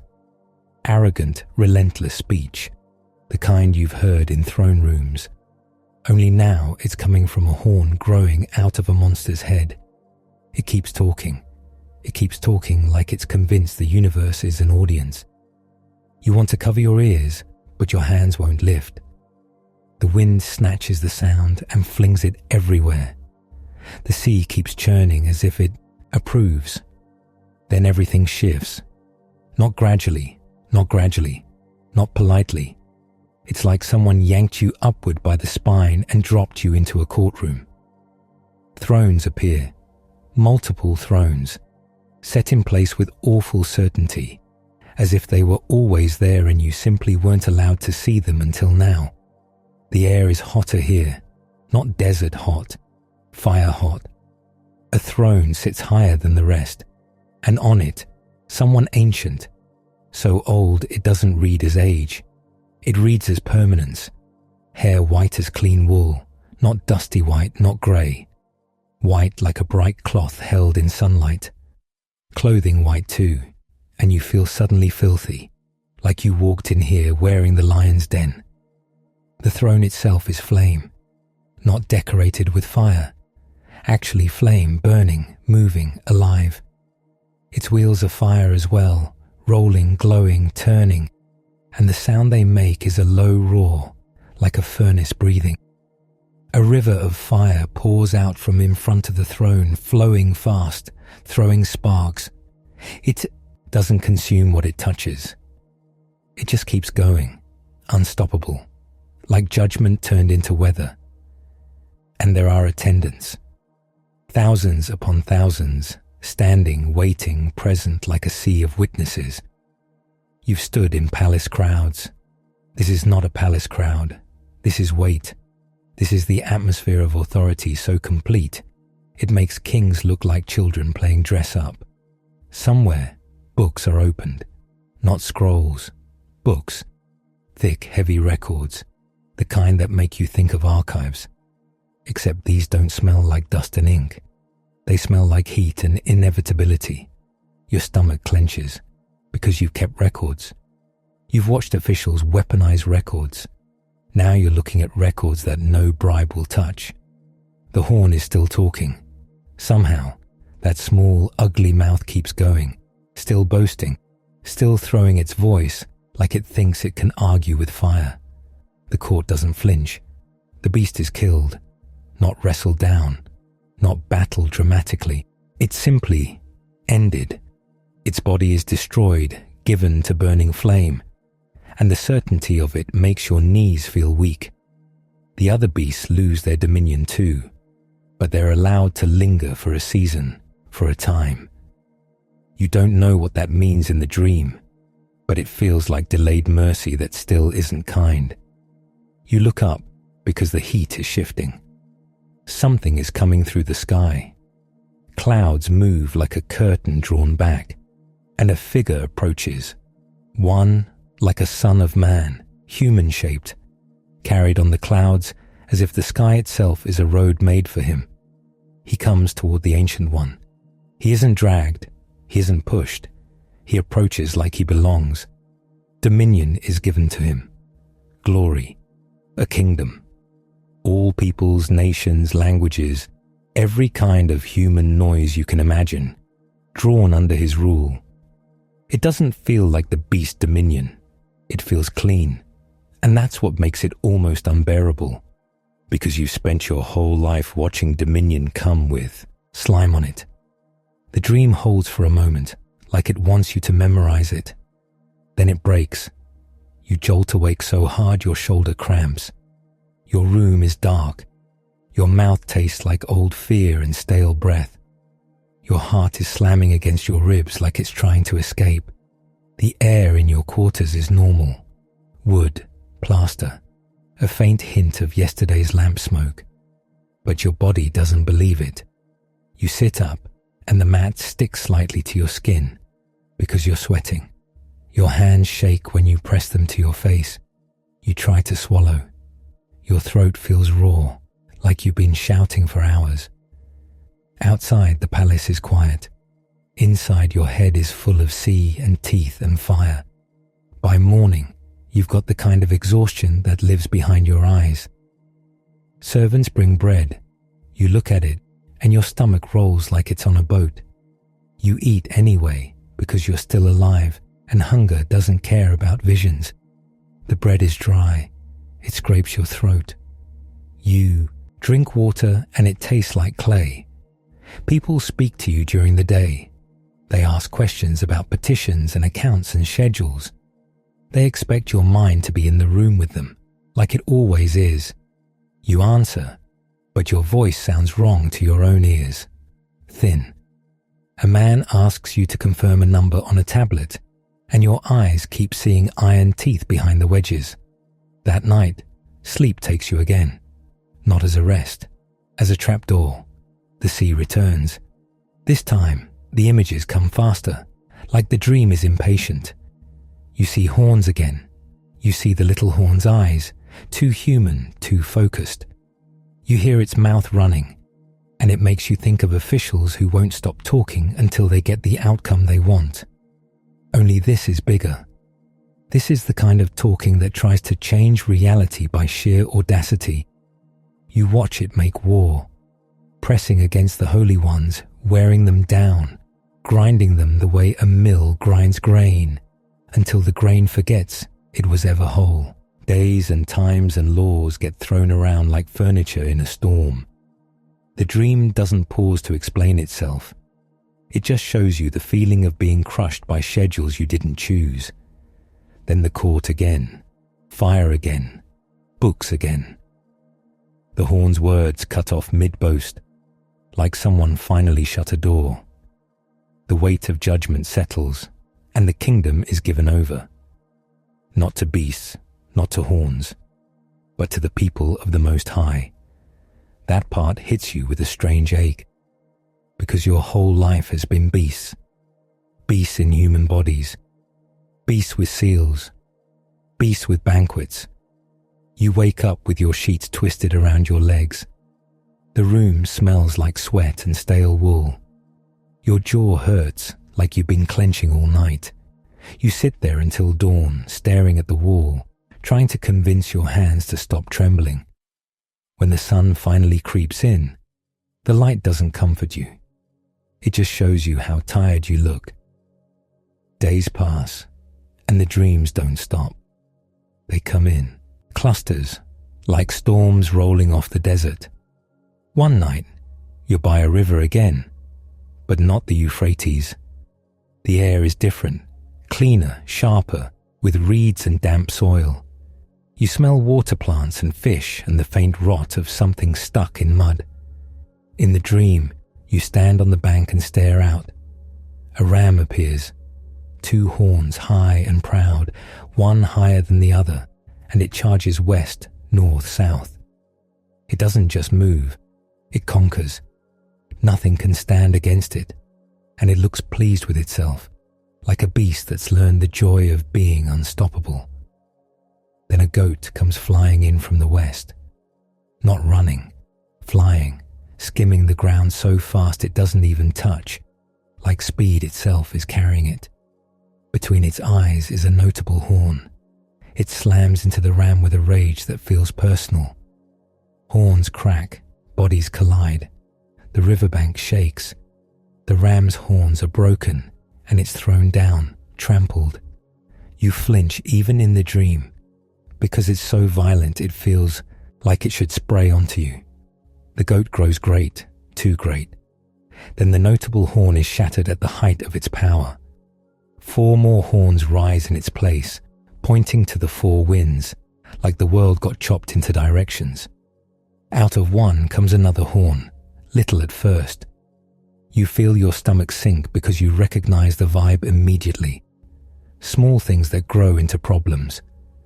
Men you dismiss in the hallway, who later become the reason you can't sleep. The horn grows exceedingly great. It reaches toward heaven. It casts down some of the host of the sky, tramples them, and you don't even know what that looks like, but the dream makes you feel it. Sacred things treated like trash underfoot. It rises against the prince of the host. It takes away the regular offering. It throws truth to the ground like a cup knocked off a table. You hear voices, holy ones speaking. How long? One asks. How long will this awful interruption last? And another answers with a span of days that feels both exact and completely impossible to survive. You wake up with your stomach twisted. This time you don't sit up. You roll to your side and gag, dry and useless, because there's nothing in you except water and dread. When you finally get up, your legs are weak. Your skin feels too tight, like you've been feverish. Your mouth tastes sour, the way it does after sickness. You try to speak and find your voice won't fully come. It's there, but it drags. A servant knocks quietly and asks if you want breakfast. You manage a sound that could mean yes or could mean leave me to die.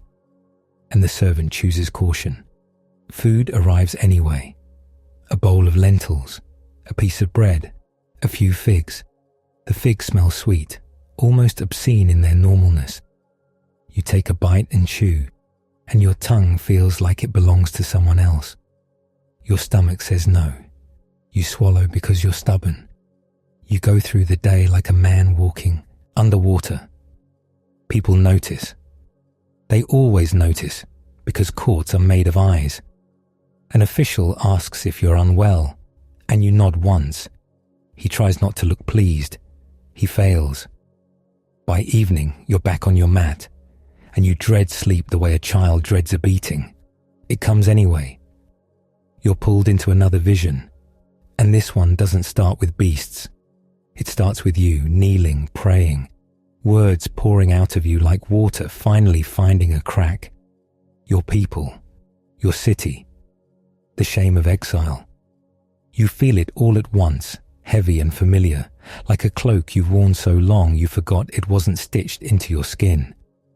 The air around you in the vision is still, as if the world is holding its breath, and then someone is there, not creeping in, not knocking, just suddenly present, like the space has always belonged to him. A messenger, bright in a way that makes your eyes hurt. He speaks quickly, and the words are packed tight, like a scroll wound too hard. 70 weeks, decrees, anointed ones, cities rebuilt with trouble, things cut off, abominations that make desolate. Your mind tries to grab each phrase like a man catching fish with bare hands. They slip, they wriggle, they leave you holding confusion and wet fear. The message keeps coming, and you feel the weight of time compress. Years folding over themselves, suffering and restoration tangled together like thorn branches. You wake up exhausted, like you've been running for days. After that, you can't even pretend to be normal. You stop eating like you used to. Not because you're making a point, because the rich food in the palace, the oily meat, the sweet cakes, the spiced wine, feels wrong in your mouth. It tastes like a party you don't belong at. So you take simpler things, bread, water, a few vegetables. You skip the wine, and the servants act like you've announced you're quitting oxygen. Your face gets thinner. Your eyes feel too large in your skull. And still the visions come. Weeks into this, you find yourself out near the river again. Awake this time, not dreaming. The air smells of damp reeds and sun-warmed mud. Insects buzz low and persistent.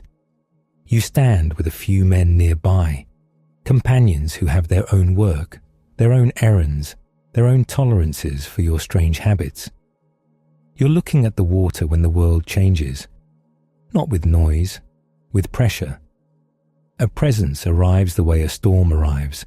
First the air goes still, then every hair on your arm stands up like it's listening. You look up. A man stands there, clothed in linen so bright it looks freshly washed in light itself, belted with gold that glints like a blade. His body is like beryl, gleaming, strange, not quite flesh the way you understand flesh. His face flashes like lightning. His eyes are flaming torches. His arms and feet shine like polished bronze. When he speaks, his voice is like the sound of a multitude, like a crowd shouting inside a cavern, layered and huge.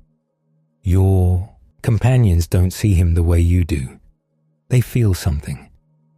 Terror hits them and they bolt, suddenly desperate to be anywhere else, sprinting away like grown men fleeing a bee. You stand there alone, because apparently this is your life now. The vision stays, and your strength leaves you. It drains out of you so fast your knees buckle. Your face goes toward the ground, and you can't stop it.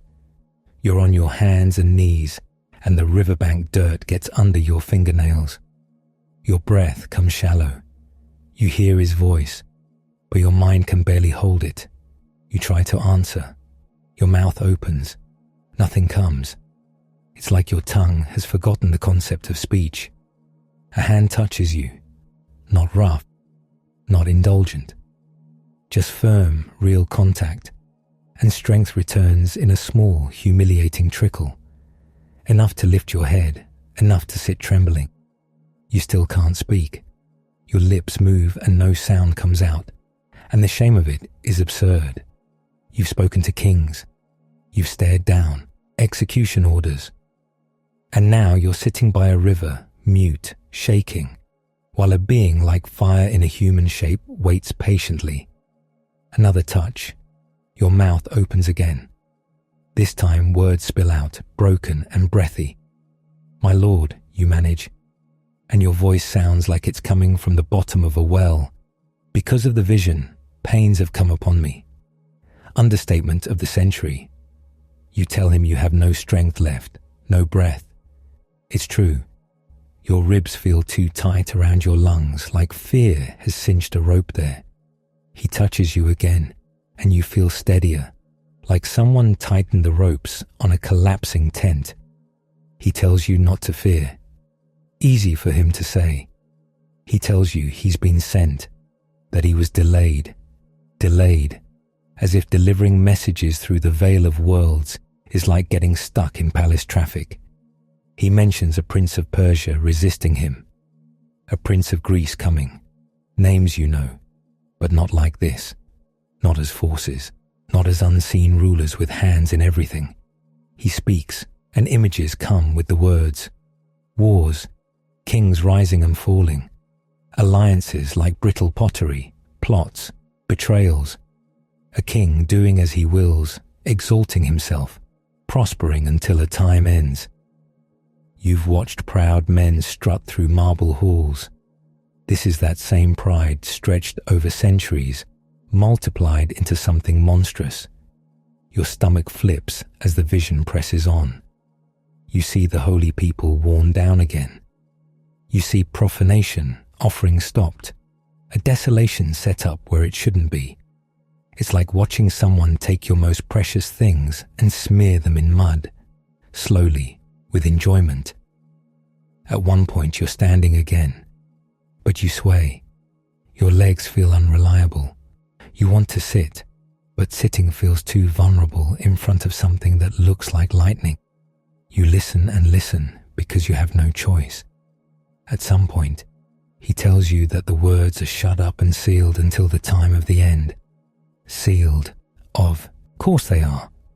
Because your life is apparently a series of sealed decrees. You're told many will purify themselves and be refined. The wicked will keep doing wicked things, as if wickedness is a profession with steady hours. The wise will understand. You don't feel wise. You feel tired. He speaks of a time of trouble like none that has been.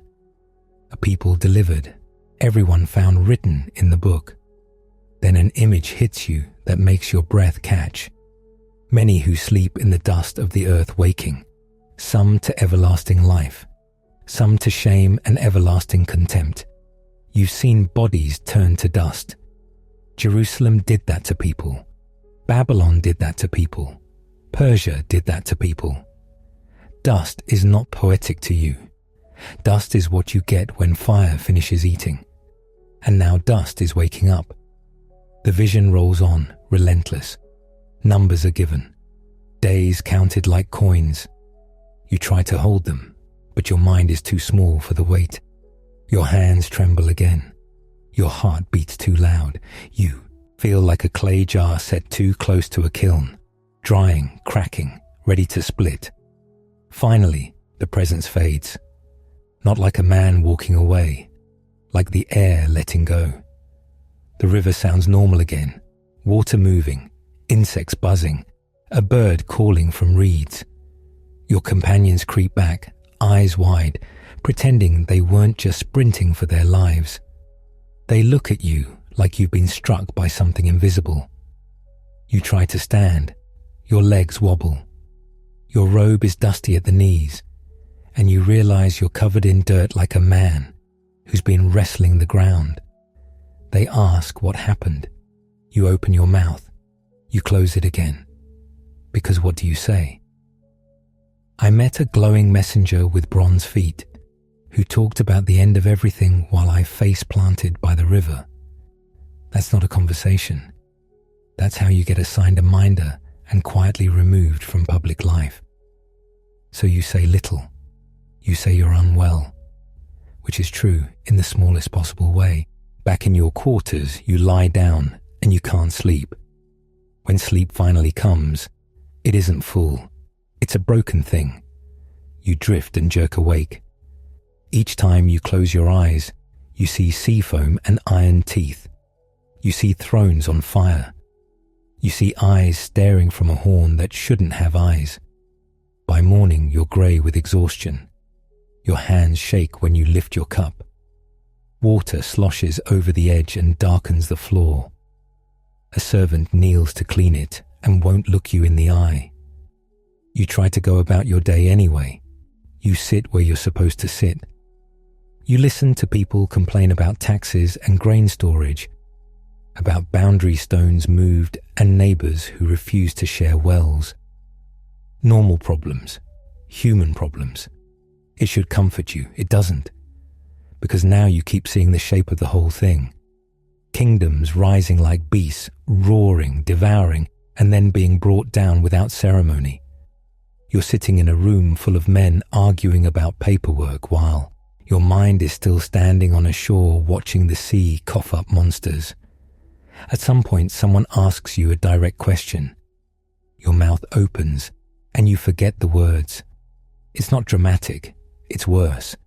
It's ordinary embarrassment, the kind that makes you want to vanish. You blink at him and he frowns, waiting. You answer slowly, carefully, as if speech has become a tool you have to remember how to use. Later, alone, you try to write the visions down. Your stylus scratches clay. The wedge marks look too small for what you're trying to trap. How do you fit fire thrones and waking dust into lines meant for inventory? You write anyway. You press the symbols in, one by one, hands aching, because the visions don't leave you alone. They sit behind your eyes. They follow you into meals. They stand in the corner when you pray. Sometimes you catch yourself staring at a palace wall where a lion is painted in glazed brick. Bright yellow, proud, decorative. Your stomach twists. Because you've seen what lions look like when they're real. And now you've seen what kingdoms look like when they're real too. When they rise out of chaos and decide your body is just another thing to trample. That night, you open your shutters toward the west. The stars are out, steady and indifferent. The palace around you settles into its familiar noises. Distant footsteps, a cough, the faint clink of a guard's gear. You kneel because it's time, because it's always time. You pray, and the words taste like home again. But behind the words, the visions linger.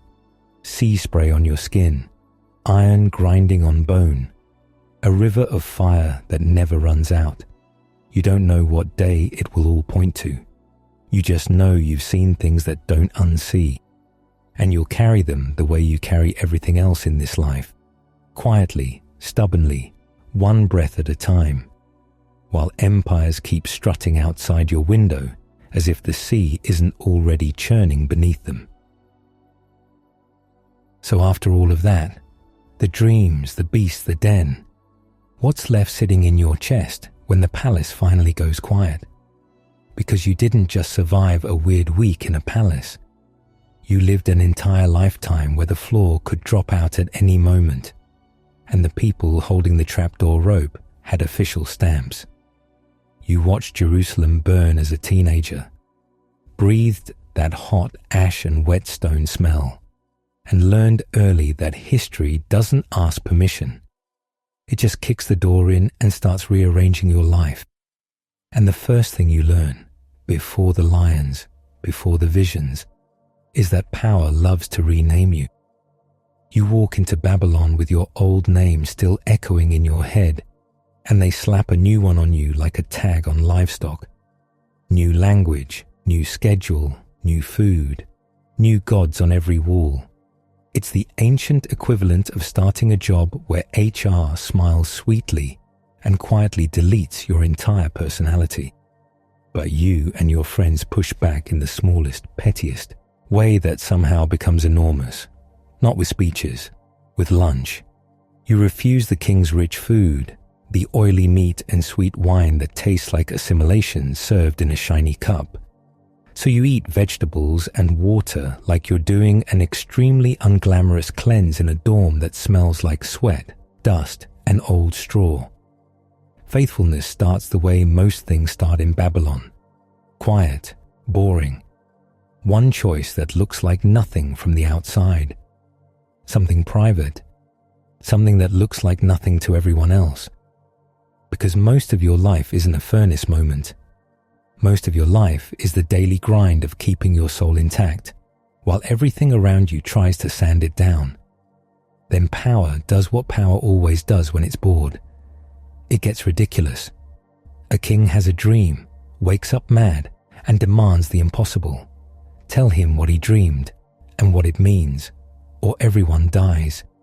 It's like your boss calling an all-hands meeting and saying, "If you can't read my mind, you're fired."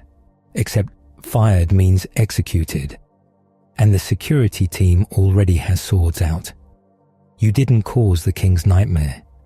You still get handed the consequences like they're yours to carry. You didn't give the king insomnia. You didn't build this system where one man's mood becomes everyone's funeral. Still, you're the one standing in the hallway with your life on the line, trying to act calm while your stomach folds in on itself.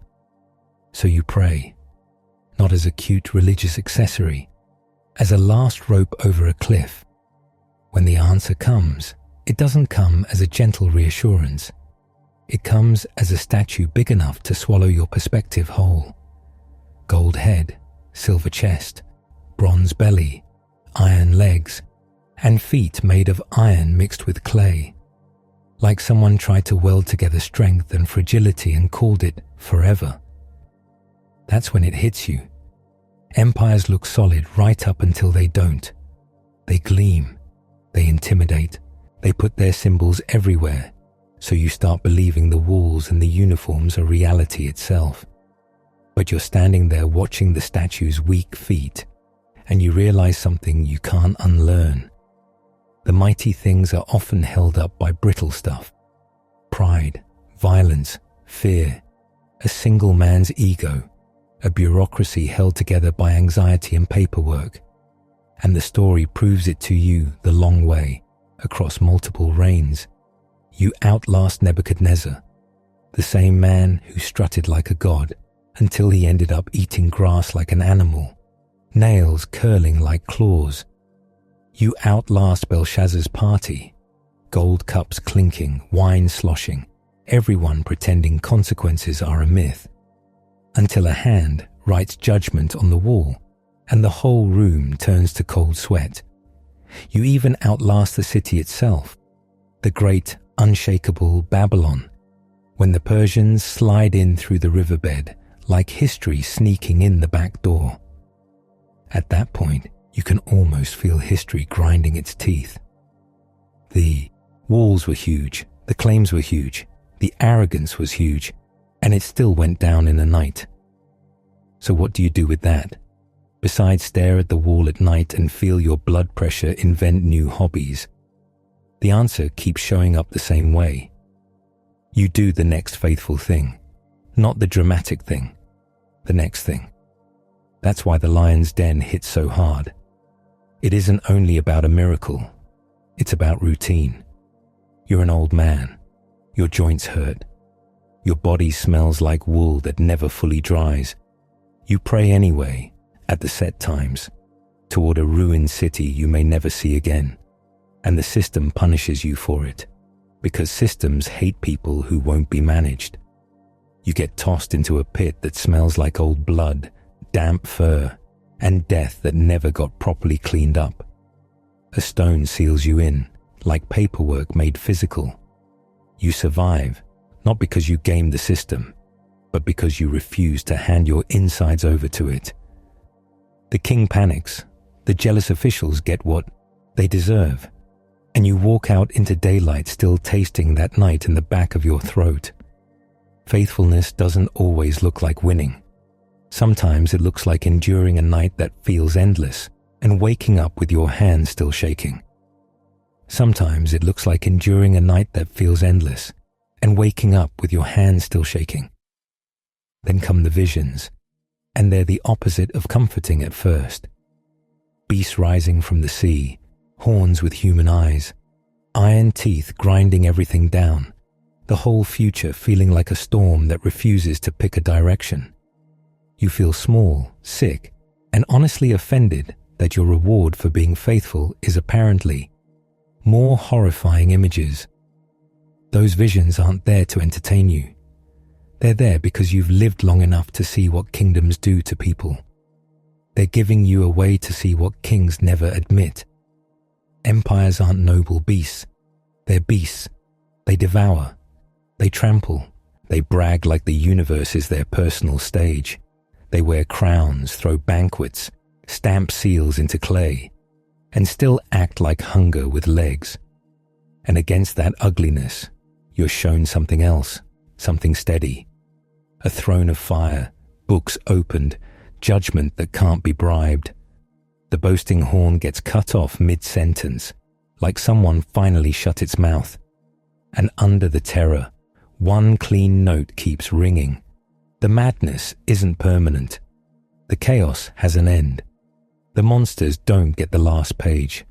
So when the visions finally show one like a son of man, receiving a kingdom that doesn't feel slimy, one that doesn't taste like blood and fear, it's not random hope. It's the resolution. It's the same truth you've been bumping into since the smoke of Jerusalem. Power isn't permanent, not even the loud kind, because the real power here isn't the ability to build an empire. It's the ability to outlast one without becoming it. Daniel doesn't conquer Babylon. He doesn't start a rebellion. He doesn't get a shiny montage where all his enemies clap and change their hearts. He endures. He stays himself. He prays. He tells the truth to men who can kill him for it. He does his job with integrity in a world that keeps rewarding the opposite. And somehow, that quiet faithfulness becomes the loudest thing in the story. Not because it's flashy, because it's rare. You carry this out of Babylon like a pebble in your sandal. You can live faithfully in a world you don't control. You can be small on purpose, steady on purpose, honest on purpose. You can refuse the king's table when it cost your soul, even if it's served on gold. Kings rise and fall. Cities burn and get rebuilt. Statues crack at the feet. Beasts roar themselves hoarse. But a person who keeps facing the right direction, day after day, decade after decade, becomes a kind of witness that doesn't crumble with the walls.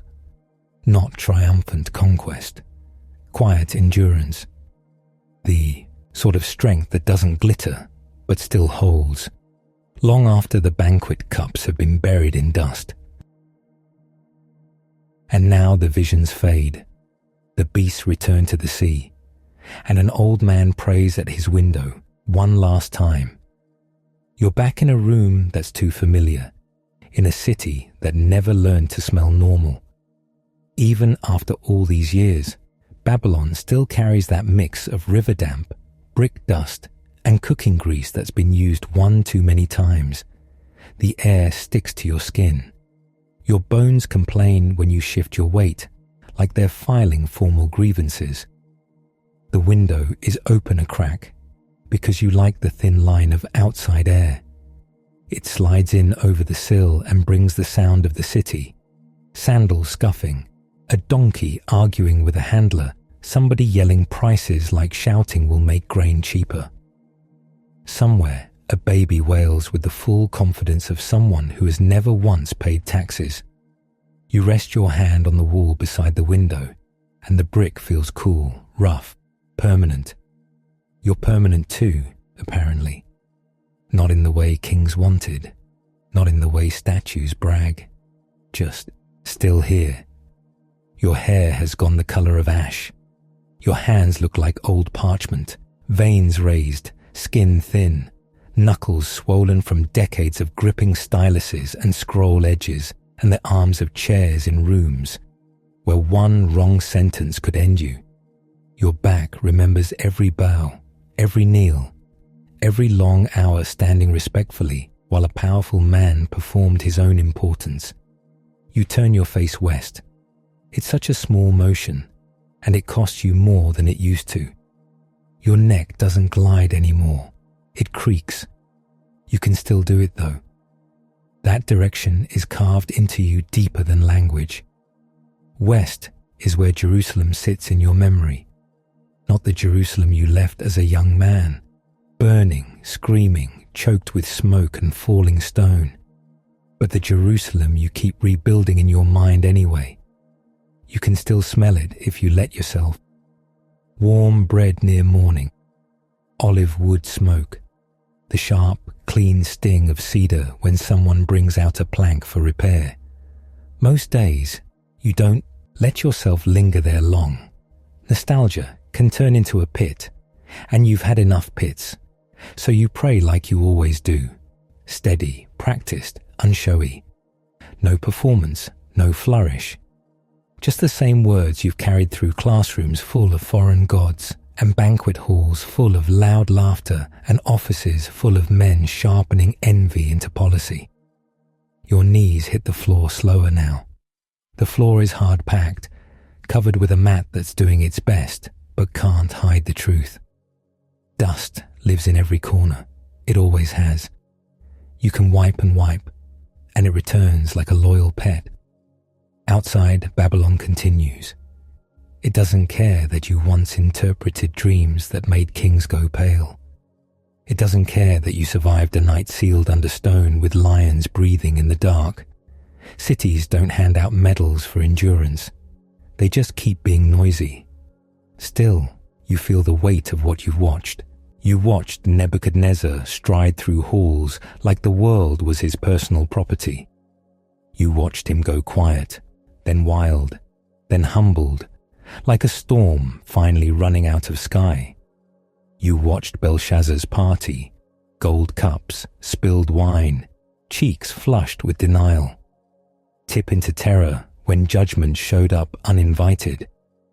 You watched the river get redirected and the city get surprised. Babylon, the unshakable, caught off guard like a man who locks his front door and forgets the back window is wide open. Now the names on the seals have changed again. New officials, new banners. Same human fear under different fabric. You rise from prayer carefully, one hand on your thigh to help your joints remember their job.